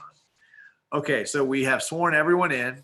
Dallas, do we have anybody left, anybody that just jumped in with their hand raised who needs to be sworn in? No, sir, Mr. Mayor. Okay. We've explained the rules of procedure, and we have discussed and disclosed any ex parte communications. I'm going to go through the presentation that we will follow tonight. First thing we will do is hear from a short staff overview. Then the applicant will be given the chance to make a presentation with no time limit. Then the staff report will be given to the commission also along with the recommendation, and they don't have a time limit either. I still have not received any intent from anyone to claim a third-party intervener status, so that will move us to public comment, which gives 3 minutes to anybody from the public who wishes to discuss this, the opportunity to do so. Then the applicant is going to have an opportunity to cross-examine anything that the public said or that staff reported. And then staff will have the opportunity to cross-examine the applicant. Then we'll move to the members of the decision-making body, who through the chair may ask questions of the staff or the applicant. Finally, we will hear final arguments from the applicant and the staff related solely to the evidence and testimony presented at the hearings and introduced into the record. The city attorney will then advise the decision-making body as to the applicable law and the factual findings that must be made to approve or deny the application. Then we'll move to deliberations, and finally, after deliberations, a vote will be taken to approve with conditions, continue, or deny the application. That is the presentation order that we will follow tonight. And as long as there are no questions about that, we will begin with the staff overview. And I see Mr. Thomas. Is that you tonight? Yes, sir. All right. Go ahead and give us the staff overview, Mr. Thomas. Okay. Thank you, Mr. Mayor. Let me switch over real quick here.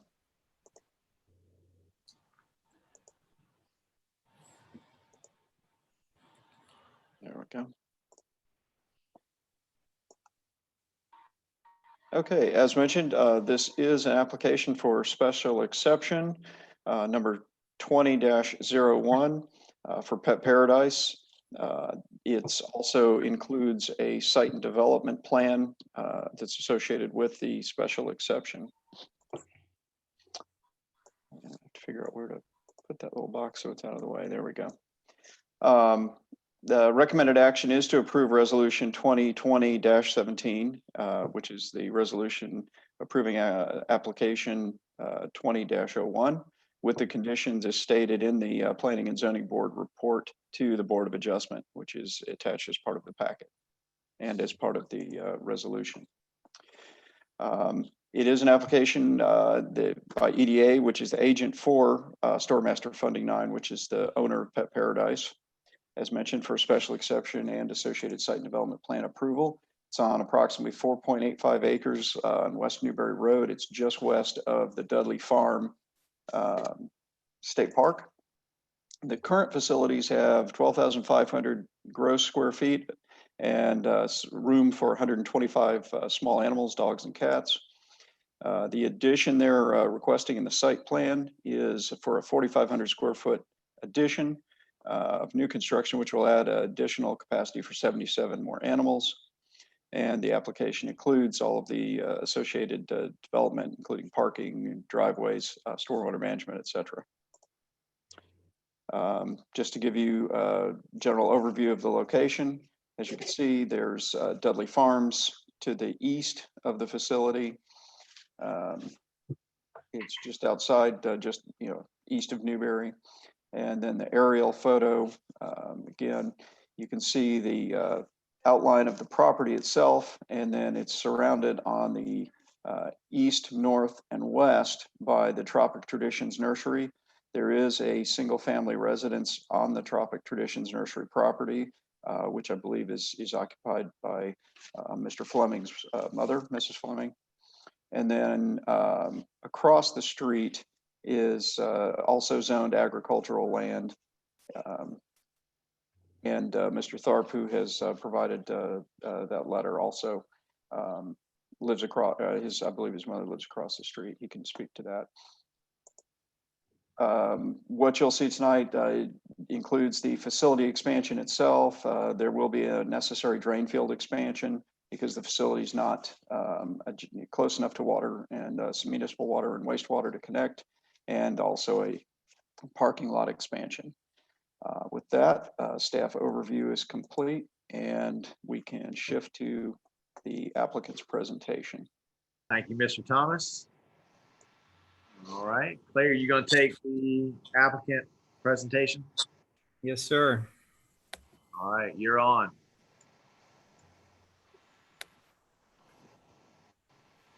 Okay. Can you see my presentation? Can you hear me okay? We can hear you just fine, and your presentation just popped onto the screen. So if you want to put it into full screen presentation mode, I'm sure your mouse has been updated since the PNC meeting. Well, now I've got it in a PDF, so hopefully this version will work for the board here. All right.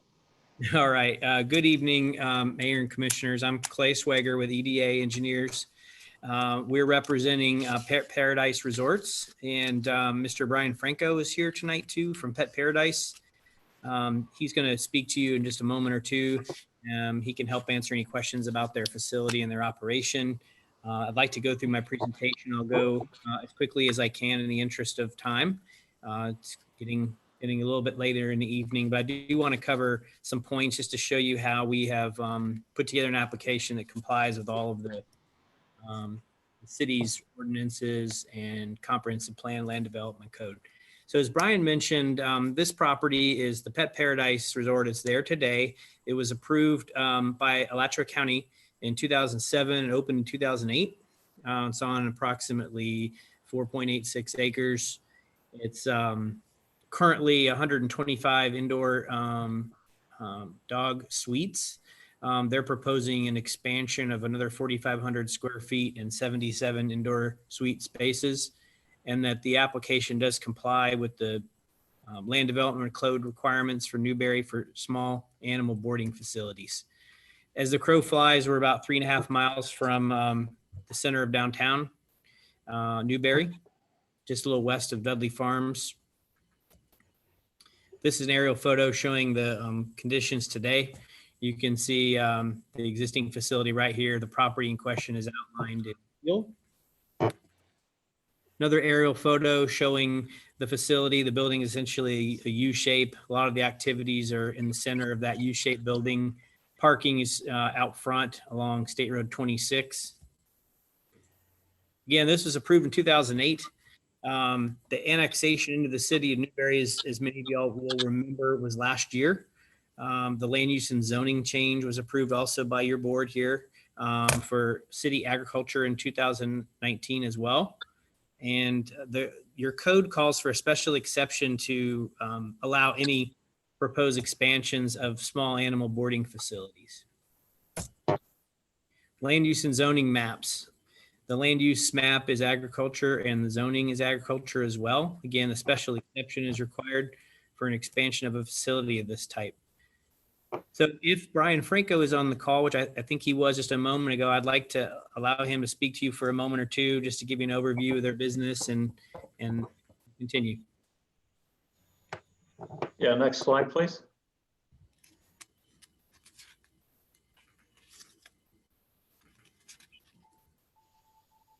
Yeah, just a quick, first of all, my name is Brian Franco. I'm Vice President of Real Estate for American Pet Resorts, which is the holding company for Pet Paradise. And a little brief history, our company was founded in 2004.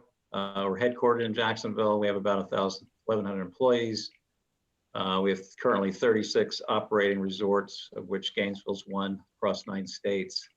And we're in a fairly rapid growth mode, pre-COVID certainly, but hopefully post-COVID we can pick that back up. In addition to new resorts, we're also expanding, like with Gainesville, our resorts as well. And we feel like we are a leader in what we consider an upscale pet services company.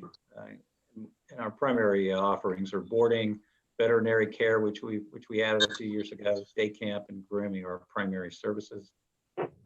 And last year we served well over 1 million pets last year. We are a company that's, as I said, has been in place. We've evolved and grown, and all along the way, our customer satisfaction surveys are our most important feedback that we get in terms of how successful we are. And to be successful with a very high customer satisfaction rating, we have to make sure that we have a very disciplined process and operational procedures in place. And that does a couple things. One, if you notice in our very first slide, our motto is safe, clean, fun. And in order for us to keep our resorts safe, in order to keep them clean, if we do the first two, then we can certainly provide an environment, a fun environment for our guests, which is basically our pets, your pets. So to do that, we with regard to play groups outside, we have a couple different play areas, and obviously we're expanding, we're adding a few more. We want to make sure that we have a very controlled environment.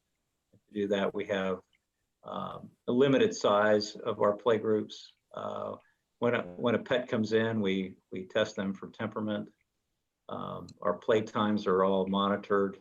We have a ratio for every 10 dogs, we have an associate. So if we had a play group of 25 to 30 dogs, potentially, we would have 3 associates out there with them at all times, managing that group and monitoring them as well.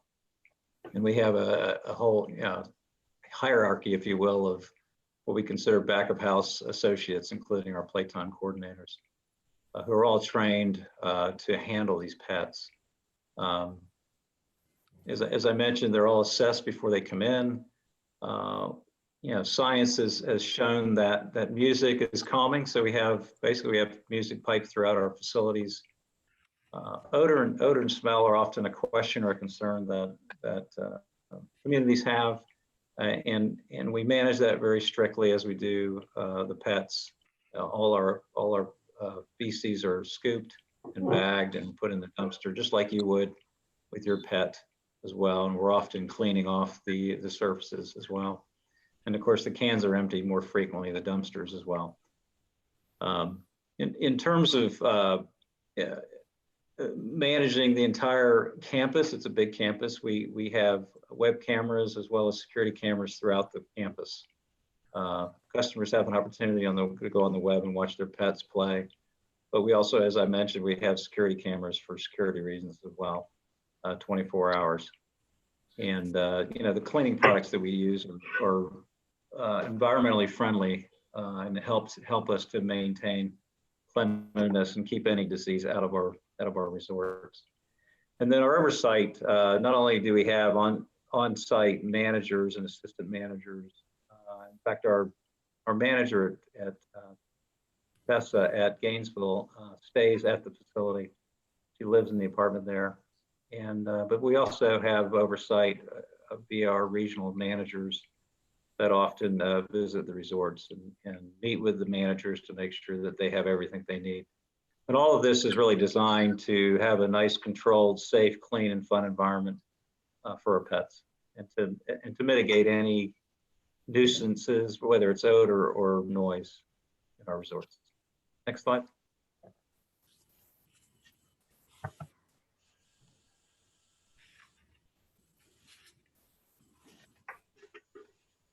This is just an example of one of our new resorts that was built in Jacksonville a few years ago.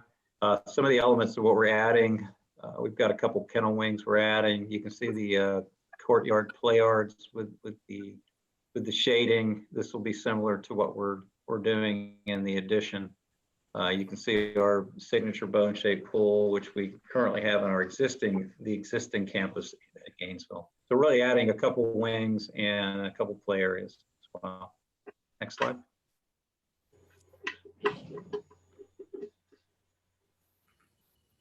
I'm going to run this next time, Clay. A little delay. From your- Okay. From your No audience. problem. This just gives you some sense of some of the materials that we are using. The one in Gainesville is primarily stucco, and we'll replicate the finishes that we currently have there, and make sure the paint is all uniform in color as well.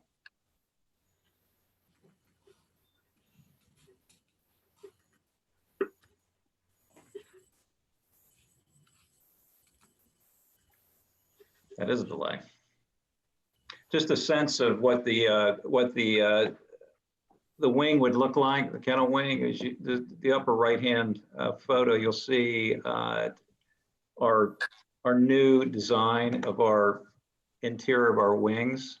You can't really tell, but it's exposed structure, and we have a foot of blown Icynene insulation just under the roof deck, which provides, obviously it insulates the building, but also provides for sound attenuation. So all the walls are masonry as well. So we have a very good sound attenuated building on the inside when the pets are inside.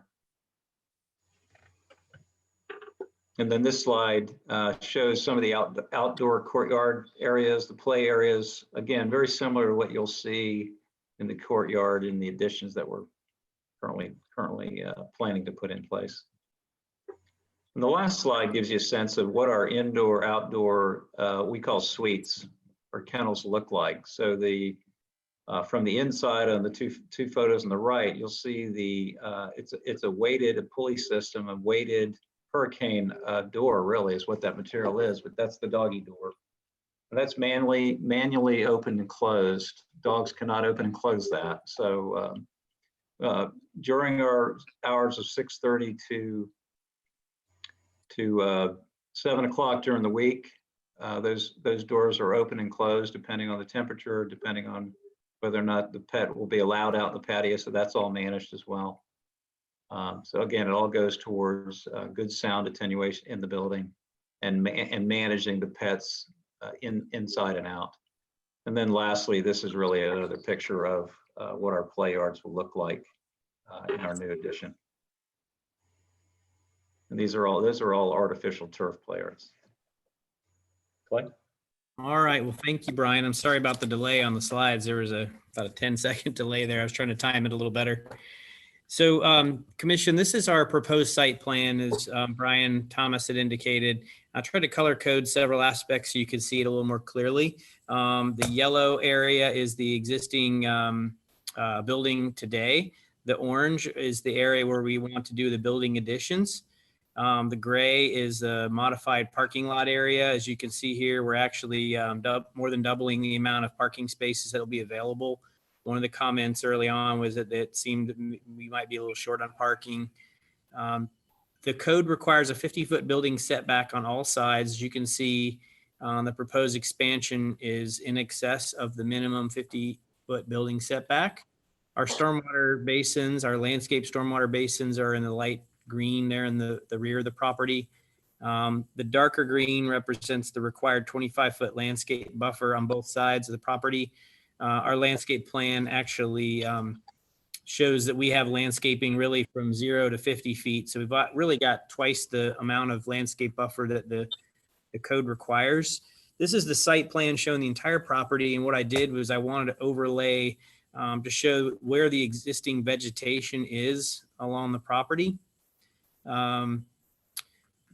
Essentially the green areas are the existing tree canopy and vegetation. This hatched area right here and right here is an extremely dense hedge, a viburnum hedge, to provide visual and sound screening from adjacent properties and the proposed Pet Paradise Resort. Also a note on site lighting, there's very little proposed. This area right here and here and here is the building addition area. These 3 dots, 1, 2, and 3 are the proposed external lights. They are LED lights. They're directed right towards the ground. They're not aiming any adjacent properties. And these numbers are so small, you probably can't see them, but these are the light output readings, which it indicated 0.0, meaning there's really no light spillage onto adjacent properties. That's an important aspect to think about for compatibility. This is an image of the side elevations of the west or side elevations for the three buildings that are being proposed. As you can see from the closest adjacent property, there are no outdoor dog run areas on the end of these three buildings. There are runs and play areas in between the buildings. They're sort of oriented internally and north and south, but there's none that are directed westward. And so I'd like to go through just 5 or 6 slides briefly on how we're consistent with the city's land development code. As I mentioned, the agriculture zoning requires a special exception. So we took a lot of time and effort to put together the application that meets all of your requirements. And your city staff, your planning staff has indicated they believe we're consistent with the code as well. So small animal boarding facilities require several things. They require you have a minimum 4 acres of land area, which we have 4.8. That the areas housing the animals is completely enclosed, which we do have that as well. That we have a minimum 50-foot building setback. We do have that setback. That there be at least a minimum 25-foot landscape buffer. Again, we have the 25, and really we have double that on our plan. The use of outdoor areas limited from 7 a.m. to 9 p.m. We actually have more restrictive requirements with the earlier closing time to where the outdoor areas are closed. Overnight boarding shall be no more than 30 days. That's not an issue with this facility. The typical boarding time is far less than that. There are some findings as well that have to be made to approve a special exception, that essentially that we need to address the following, that there's no negative impacts to traffic or ingress, egress, or safety. And we have a properly permitted FDOT access onto this property, and we're not proposing to change that in any way. So there's no access changing for the property. As far as parking, we've got a safe, properly designed parking lot. We're actually doubling the amount of spaces to make sure there's enough for the clients and the public. We're not making any changes to refuse. There's an existing enclosed dumpster area on the property. Utilities are available to serve the site. Screening and buffering, again, we do have the required buffering and landscaping that's required in the Newberry Code. We're not proposing any changes to signage. As far as open space goes, we actually have 3/4 of the site is green space, a lot of landscape, a lot of vegetation. So we actually have a pretty large amount of open space area. We're also consistent with the city's comp plan. That allows commercial kennels as long as they don't exceed a floor area of 0.25, and we do not exceed that minimum, or I guess I should say the maximum requirement. As far as the land use pattern goes, we're surrounded on 3 sides by a commercial landscape nursery and a state road, major arterial road, Figure 26 to the south. We do have public facilities available. The change conditions in this case really is just the fact that this business fortunately has done well, and that many people are learning about this business out in Newberry, and they're wanting to grow, continue to thrive. As far as living conditions go, we do not believe there'll be negative impacts to any adjacent properties. As I mentioned, there's commercial nursery and a major state road on the 4 sides of the property. Can I interrupt for 1 second? Yes, sir. Dallas, I think we've lost one of our commissioners' connection. Before we proceed with the presentation any further, can we give him just 1 second to get logged back on?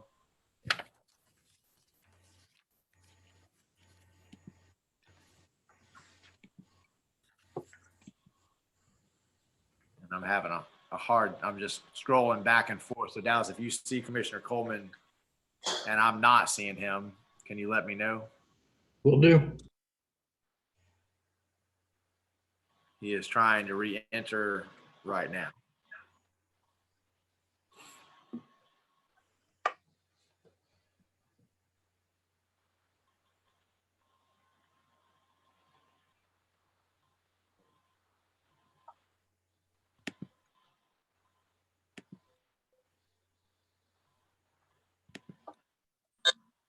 Okay, I heard the bell.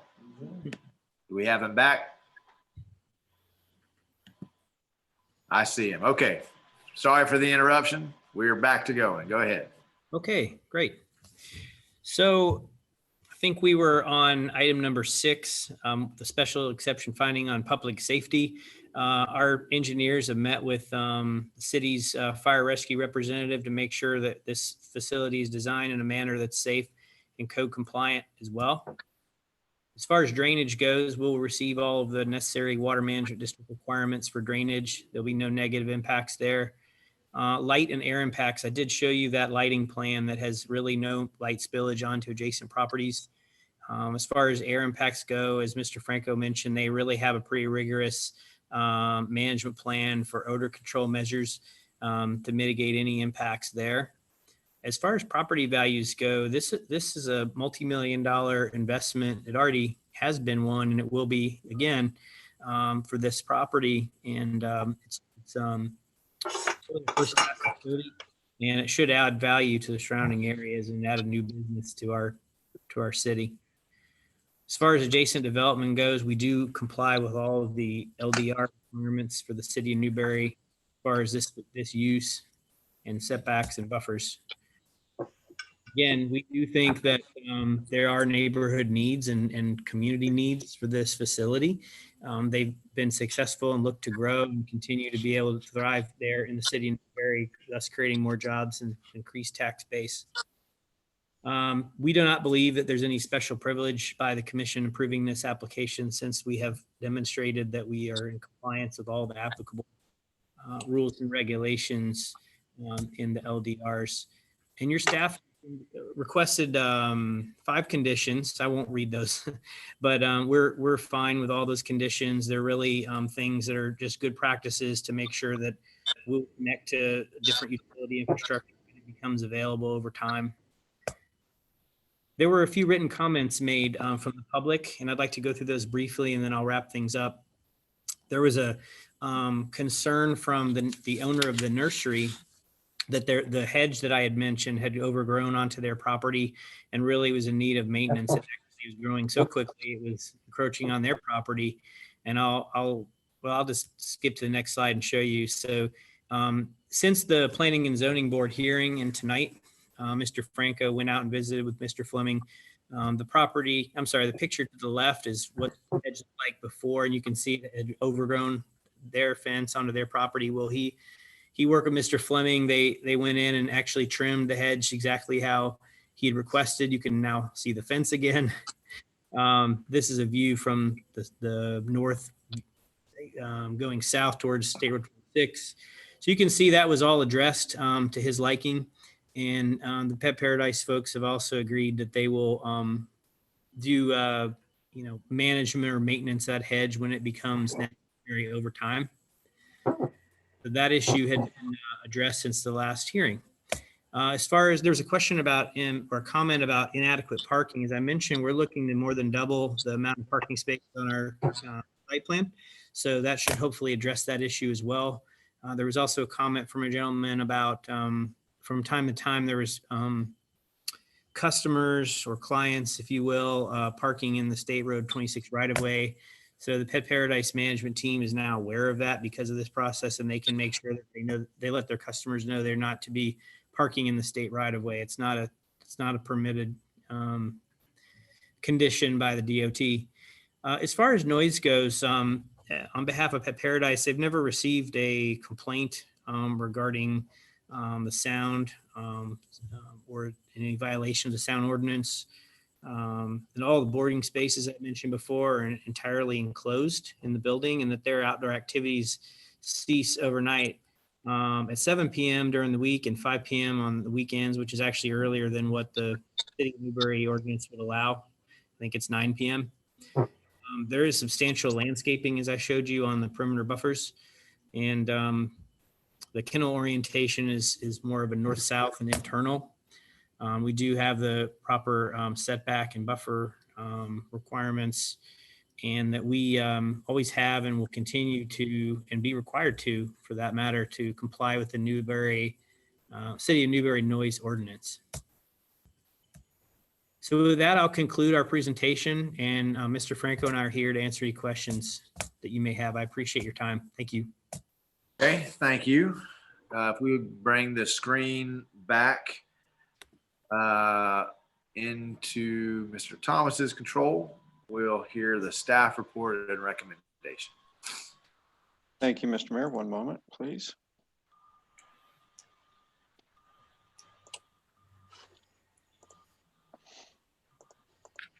All right. I'll go through this briefly because actually Mr. Schweger did a very good job of going over most of this. Section 12.2 under special exception does have required general findings that regard traffic, parking, refuse and service areas, standard list, and Mr. Schweger went over that, but also too, it was presented in the justification report provided by EDA on behalf of the owners of Pet Paradise.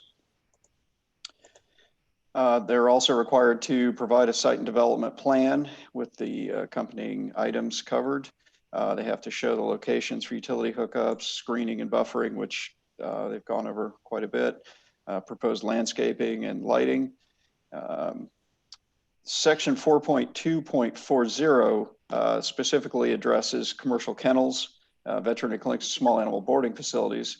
And so the various items, a minimum lot size of 4 acres. And again, the applicant's presentation as well as their application materials covered that they have met these requirements. Housing structures housing dogs have to be within at least 50 feet away from the property line, and they're 50 foot or greater at the closest points.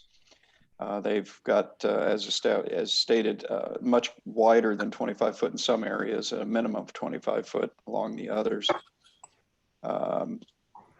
They've limited their hours. Actually, their hours were limited prior to the request for the special exception. That was just part of their standard operating procedure. And as they mentioned, they don't board animals more than 30 days. And so on April 6th, the Planning and Zoning Board reviewed application SE 2020-01. They did determine that the applicant had satisfied the required list of general findings that were presented in the applicant's justification report. They also determined that the application had satisfied requirements of section 12.2 for special exceptions and subsection 4.2.40 for commercial kennels, veterinary clinics, and small animal boarding facilities. Based upon those determinations and the information in the application, the Planning and Zoning Board recommended approval of SE 2020-01 with the conditions as presented in the Planning and Zoning Board report to the Board of Adjustment, which is attached to the staff report, but then also is made a part of the resolution as Exhibit A. And so briefly going into the conditions, and some of these are general boilerplate. They can develop this in multiple phases if they choose to. Site plan for each would have to be proposed, although they've only proposed the one phase. They'll be met prior to occupancy. All of the special exception and site improvement requirements will be met prior to occupancy. Signs, they will be basically allowed to, their existing sign is approved as part of the special exception without further application requirements. But if they ever change that sign, they would have to then comply with whatever the current sign code is for that type of commercial structure. They can also, of course, put internal directional signs. The utilities in the grounds will be constructed in accordance with all the state and local codes. Electricity in that area of Newberry is provided by Clay Electric Cooperative. Currently, the city's water, potable water and wastewater systems are not extended to that property. But in the future, at such a time as it is extended within 800 feet of the property, the applicant must connect to the potable water system within 12 months of notification of availability. Same with the sewer service. Once the sewer service becomes available within 800 feet of the property line, the applicant agrees to connect to the city sewer system within 12 months of notification of availability. If the city's potable water and wastewater, or wastewater, either one, is extended to the property, then the applicant also agrees to provide a 30-foot wide public utility easement on the southern property line. The purpose of that is so that the water and wastewater utilities can be further extended eastward if necessary across the southern boundary of the property to the next property to the east or beyond. And then the refuse containers will be screened from public view. They already are, actually. They're surrounded by a fairly substantial hedge that I think is being maintained as part of the new parking lot layout. Stormwater, of course, will be captured on site and meet all of the water management district requirements. They've presented a light study for the 3 new light I'm having my own tongue tied here, light poles that they're going to install. And of course, all structures will have to meet the most current fire and life safety requirements from the National Fire Protection Association. The Planning and Zoning Board did find that the development proposed development rather, is consistent with the city's comprehensive plan and land development regulations. And once approved, the site and development plan will govern the development and use of the described property, and construction would have to comply with the approved site and development plan. And a final condition, and this was an addition by the Planning and Zoning Board because the issue of the lack of maintenance of the hedge had been brought up. The Planning and Zoning Board did add that the applicant agrees to perpetually trim and maintain all perimeter hedges and foliage so that it doesn't protrude across the property line. As was demonstrated in the presentation by Mr. Swager, they've already complied with that.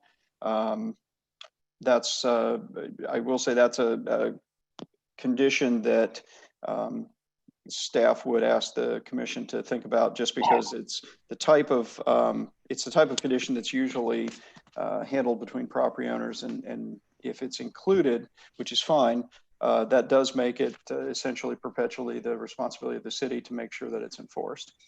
Mr. Thomas. Yes, sir.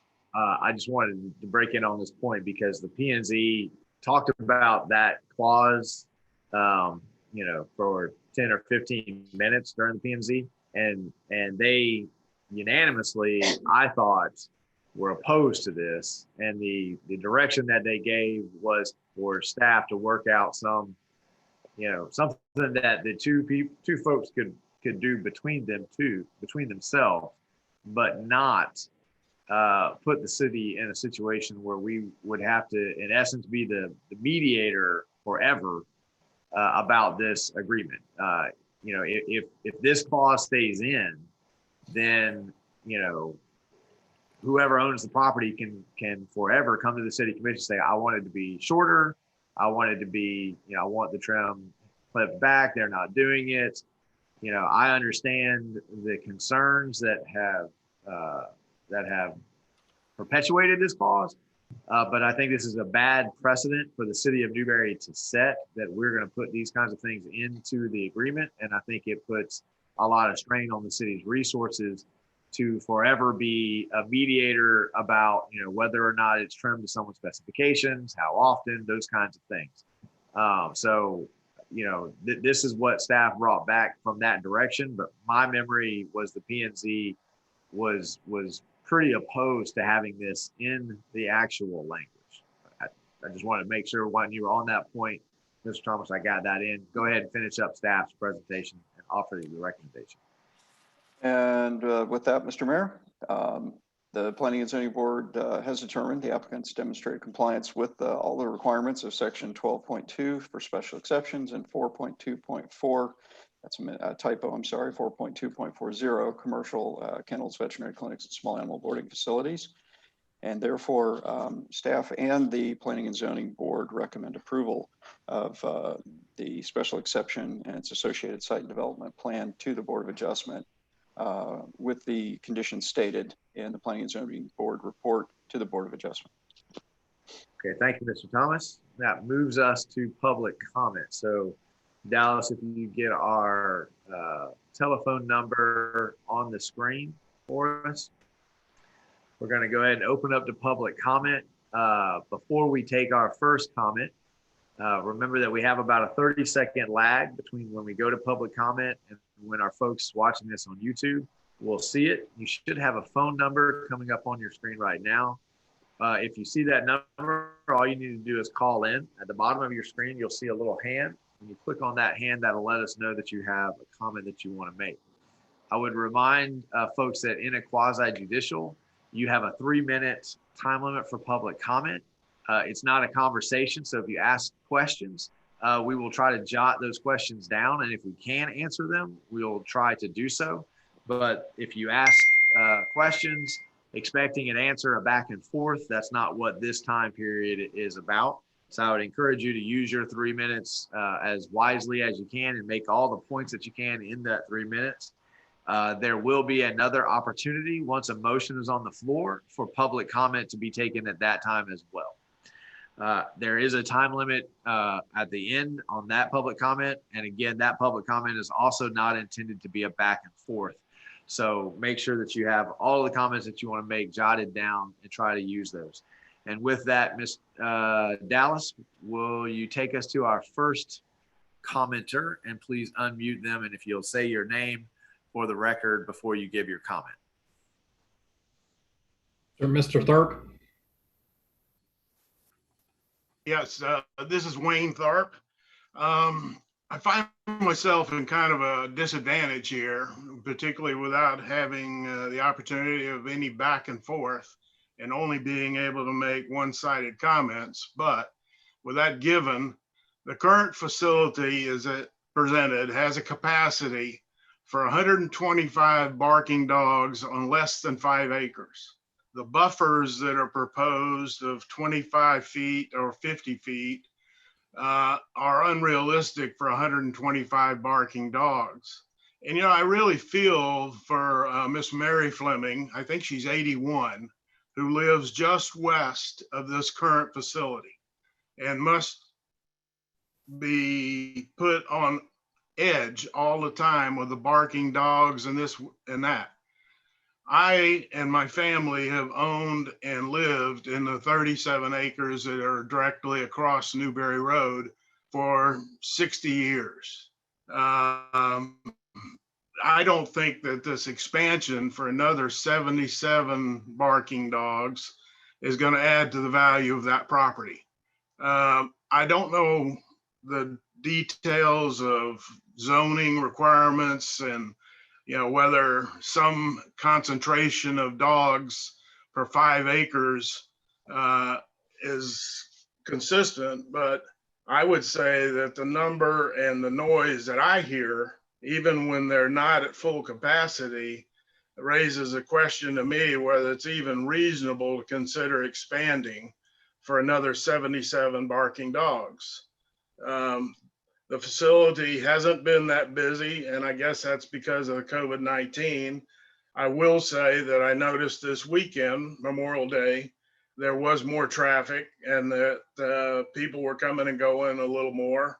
But I just don't see a need or in the best interest of any property owner around there of approving another 77 dogs being barking and adding to the process.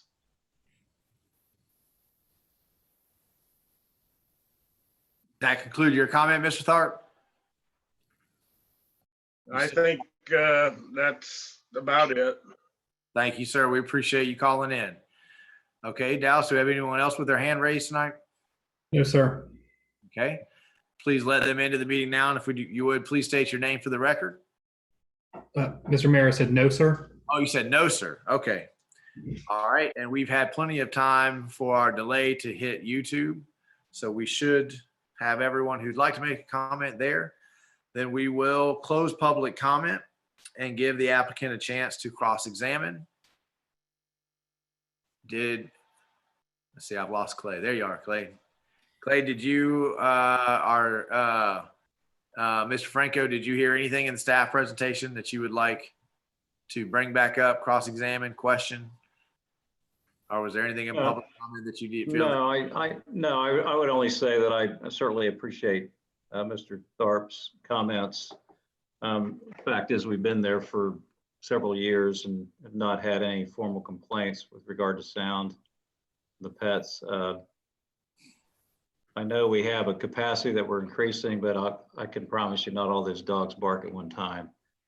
So, I mean, there are times when they bark, and we manage that process to the best of our ability with our associates. We do have a lot of land, probably have the most land around this facility than any of the other 35 resorts that we currently operate. I spent some time with Mr. Fleming a week or so ago, and obviously we want to be good neighbors, and I think we've demonstrated that by virtue of the investment we made in trimming back probably 700 lineal feet of hedge, which we are obligated to continue to maintain now that it's more manageable. I mean, it's my job to make sure that we do that. And I think I've shown good faith, at least in the first step of that. And we just want to be good neighbors and run a quality facility. And again, we manage the pets, we manage the numbers out there, and try to manage the nuisance barking as it arrives. So really, those are my only comments. I appreciate all of your time and consideration for our exciting expansion to our Newberry facility. Okay, thank you, sir. Staff, did you hear anything that you feel they need to cross-examine? No, Mr. Mayor, I did not. I did want to confirm one thing, though, that I heard. We did check to see if there had been any complaints lodged with code enforcement, and we could not, we didn't have any from code enforcement. We also didn't have any complaints from Alachua County Sheriff's Office.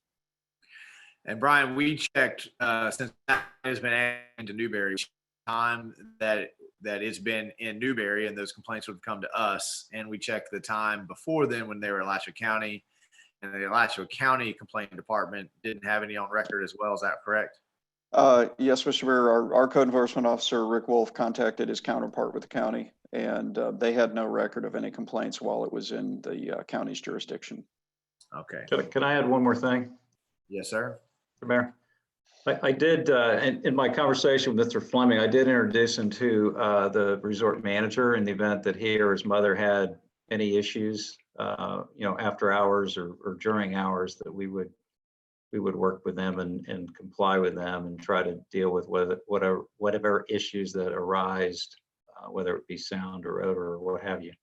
So I made that contact directly with our manager. So he has direct access to her, and of course, me as well. Well, we appreciate that overture. Okay, if that closes cross-examination, I'm going to move to the members of the decision-making body. And you have the opportunity at this point to ask any questions of the applicant or of staff or of any of the public who has participated. Commission. Let's see, none. Commissioner Norfleet. I just had a question for, I guess, Brian. He mentioned that he has a facility in Gainesville. Where is that located at? Mr. Franco?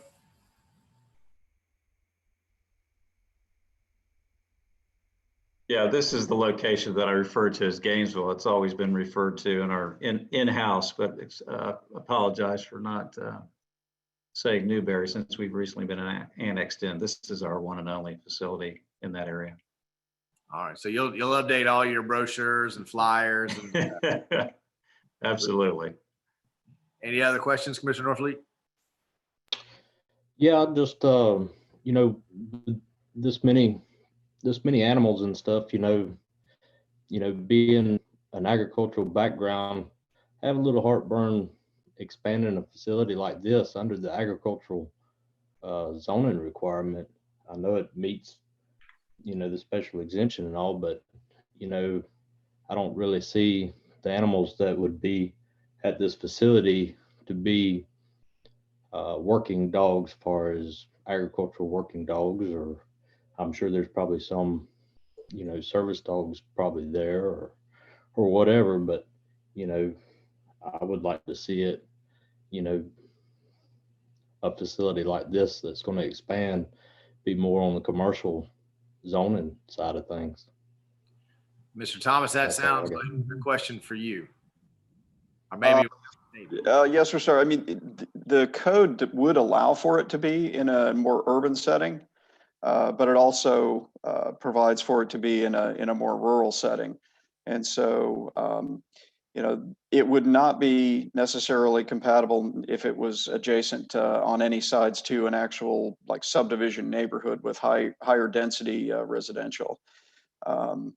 It's kind of hard for me to imagine a better location for a facility like this than where it's at, being surrounded on four sides by agricultural land and three sides by a commercial nursery with only a single resident, which the residence does precede the development of the facility. It was there first, but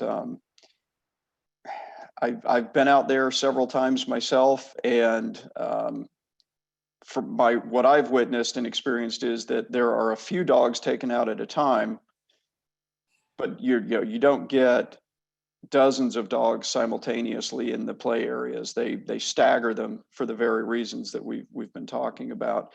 And frankly, most of the times I've been out there and listened for the noise, I could, just outside the buildings, I could barely hear. You know, I could hear the dogs, but you barely hear them. They're very muted and muffled. When you get to the property line, if they're all inside, I would find it very difficult to believe that you could hear the dogs when they're inside. Of course, when they're outside, that kind of noise is going to carry, but as long as they're limited within their allowable timeframes, you know, staff thinks that this is a perfectly acceptable location. Mr. Thomas, conflicts in the urban area. Mr. Thomas, I thought the question really was more of not a question about the appropriateness, but just is it appropriately zoned in agriculture? Can you give us a reference? Why is it agriculture, and are there other things around the city that maybe don't fit necessarily in an agricultural method, but we zone them agricultural to give the commission a frame of reference? There are some other facilities that maybe fall under that type of a consideration. You know, Southern Fuelwood might be one, something like that. It's sort of industrial, sort of resource based. You know, it in some instances might be considered should be more industrial, but in other instances it makes sense to be where it's at, further outside of town. You know, I kind of look at this as a similar type of situation where it could be done in a more urban setting, but actually probably presents fewer conflicts in a more rural setting as it is. Does that answer your question, Commissioner Norfleet? Or was it just a statement, not much of More of a statement more than a question. You know, I don't think Southern Fuelwood's an appropriate comparison, seeing how they're, you know, processing timber products and stuff off of that was grown off of a land.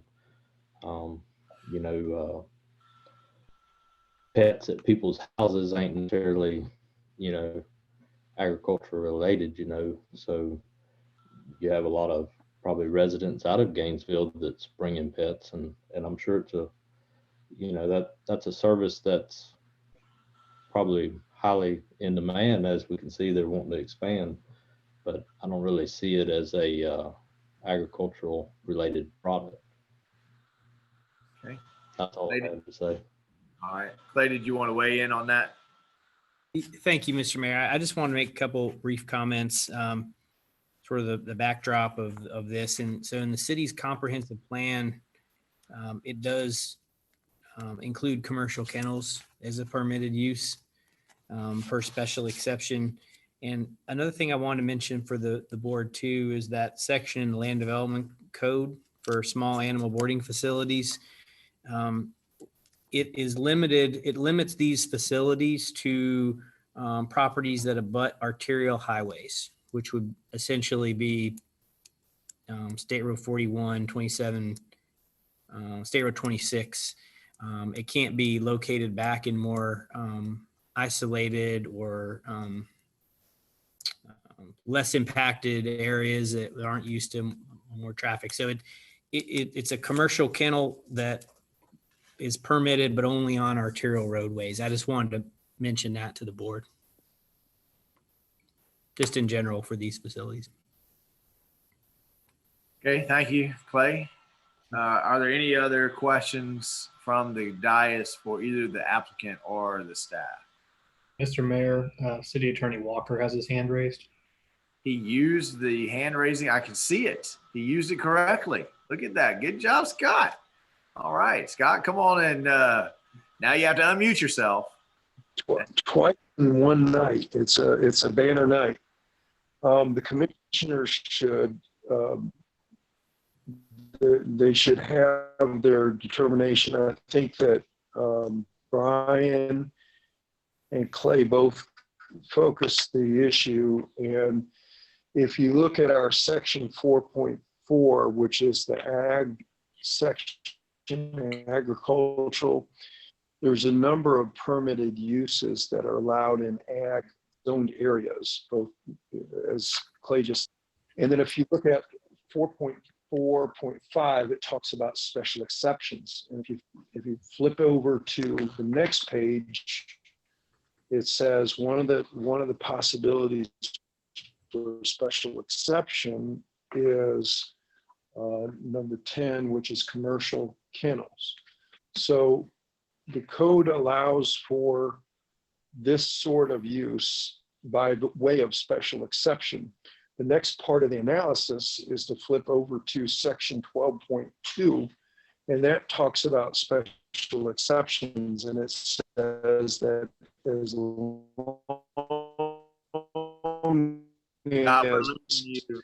Scott, we're losing your audio.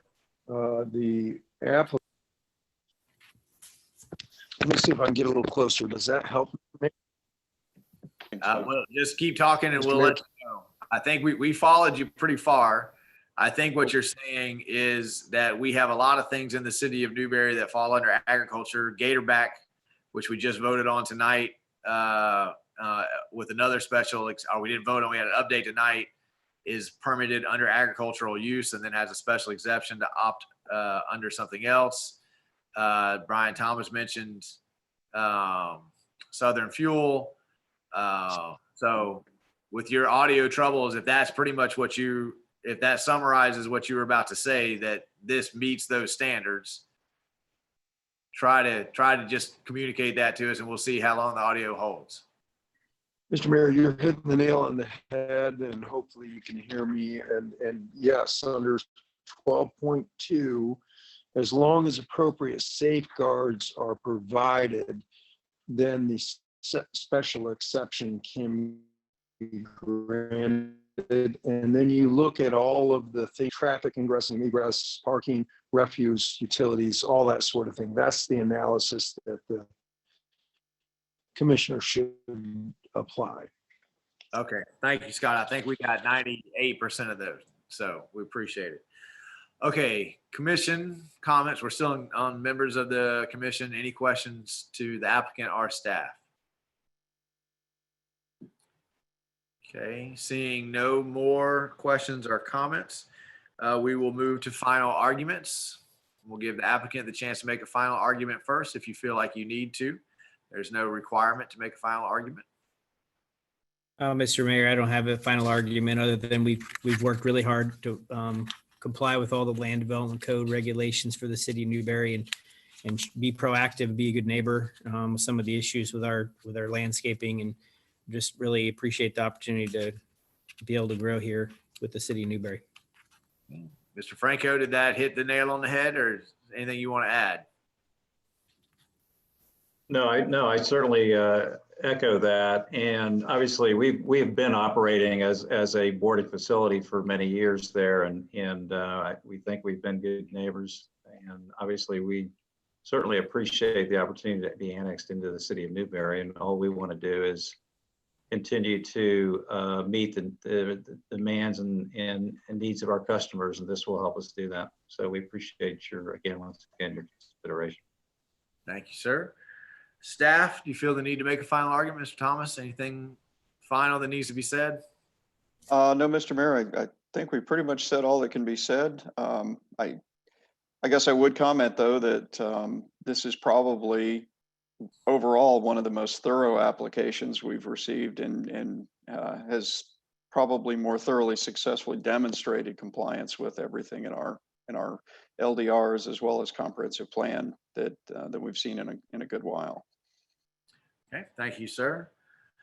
Okay, Mr. Attorney, would you please advise the decision-making body as to the applicable law and factual findings that must be made to approve or deny the application? There will be substantial and competent evidence as testified by Mr. Swager or any of the other witnesses that have testified this evening, Mr. Mayor. Okay, thank you, Mr. Walker. All right, Commission, we've moved to deliberations. So this is your opportunity to give any final thoughts, comments that you want to get onto the record. If we have no deliberations, then we'll entertain a vote to approve with conditions, continue, or to deny the application. Commissioner McKinley. I just want to say how impressed I am with how they have been willing to meet our requirements. I have never met Mr. Franco in person. Today's the first time that I know of I've ever seen his face, but I'm very impressed with how they've been willing to work with neighbors. And I would just say that if there's anyone out there that is, concerned about anything, I would set up a time to have a conversation. From what I see, they're willing to work with other people. And so, yeah, I'm impressed. Thank you. Thank you, Commissioner McKinley. And I would say in the deliberations that now would be an appropriate time to deliberate on that final clause in the application in front of you, which could be seen to perpetually bind the city of Newberry as the moderator in this agreement about the hedge.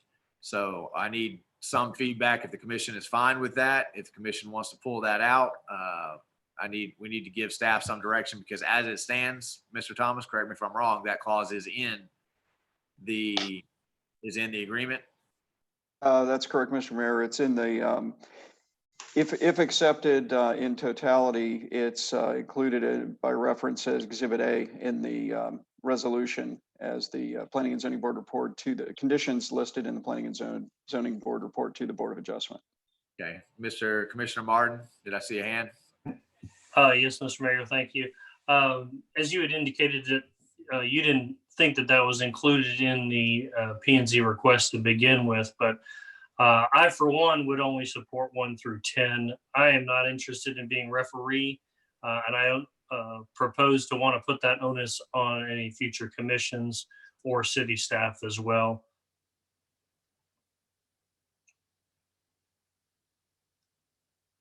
That's it.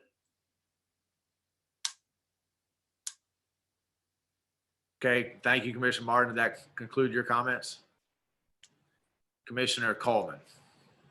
Same thing. What was it, number 11? Let's put that between the both landowners. So. Okay. Any other commissioner want to weigh in on that thought? I would tend to agree, and I agree with Commissioner McKinley. I think Mr. Franco and Pet Paradise they've met every condition that we've asked them. They've gone out there and trimmed the hedge already. Giving the cell phone and contact number to the neighbors around, making sure they know the manager. All of those things seem like a real good faith effort to be a great neighbor. And I want to add my gratitude for those efforts as well. I still don't have any. Commissioner McKinley? Yeah, I just want to add to that. I'm in complete agreement with Commissioner Coleman and Commissioner Martin. Why would we want to police that, for the lack of a better word, when Mr. Franco has already went out of his way to correct that and communicate? So, yeah, I'm in complete agreement with the other two commissioners here.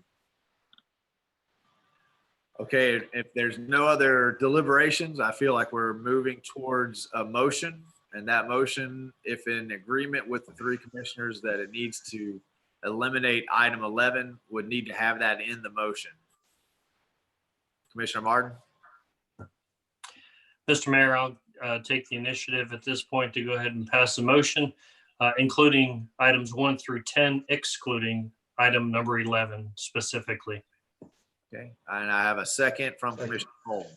So I have a motion from Commissioner Martin to approve the resolution with items 1 through 10, excluding item 11, that has been seconded by Commissioner Coleman. Any further questions or comments on the motion on the floor from the commission? Okay, Dallas, would you please put our phone number up? We're going to move to public comment. We are coming to the end of the quasi judicial hearing about SC 20-1, which is an application for an agricultural zoning district, for a special exception, I'm sorry, inside an agricultural zoning district. You should have on your screen now a phone number. If you'd like to call in and make a public comment about the motion on the floor, which is to approve this application with removal of one of the conditions, item 11, please call that number. Once we get you into the meeting, you'll see at the bottom of your screen a little hand symbol. Just click on that hand symbol. We'll know that you'd like to make a public comment, and we'll get your public comment in. Dallas, do we have anybody with their hand raised?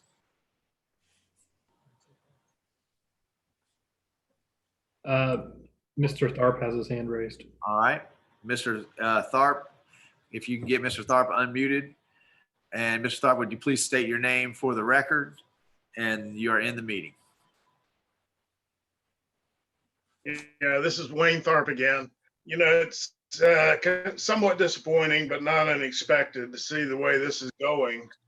And I know that we can find and have found various exceptions, and you know, this is under a special exception process already with its current operation. That's not debatable. I mean, I understand that we're already there. My main argument, main concern is expanding for another 77 barking dogs.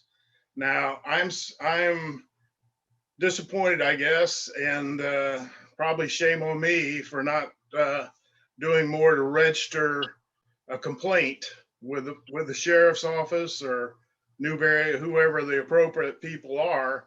But you can rest assured that I may be doing that in the future, going forward in this process. You know, I just don't think. And the comments having to do with not hearing the barking, and there's only a few. Playtime is from 9 to 10, 9 to 5 or 7 or whatever. It's been cut back during COVID-19. But I can guarantee you that I can hear barking, and I know when playtime starts. In fact, periodically you hear air horns over there. I don't know if that's to shut the dogs up or what, but it is noticeable. And the comments that it's not noticeable and they're, you know, under control, well, that's partially true, but it's not totally true. That's my comment. Thank you, Mr. Tharp. Dallas, do we have anybody else's hand raised? No, sir. Okay. Then we will come back to the commission. We have a motion properly seconded on the floor to approve the resolution with the removal of item 11. And we will go to a roll call vote. Commissioner Coleman. Aye. Commissioner Farnsworth. No. Commissioner McKinley. Aye. Commissioner Martin. Are you on mute, Commissioner Martin? I said aye. Thank you. Commissioner Norfleet. No. Motion passes 3-2 with Commissioner Farnsworth and Norfleet in dissent. And that takes us out of our quasi judicial. I want to thank everybody for all the work that they did on this. And again, echo my gratitude that Pet Paradise has been such a good neighbor. And I'm sure that you will work to alleviate all those neighbors' concerns as we move forward. Thank you. And we will take us to comments. Commissioner Coleman. None. Commissioner Farnsworth. None. Commissioner McKinley. No, thank you. Commissioner Martin, No, Mr. Mayor. Commissioner Norfleet. None. I have no comments as well. And that brings this meeting to a close. Meeting adjourned. Have a great night, everybody. Travel safe, be healthy.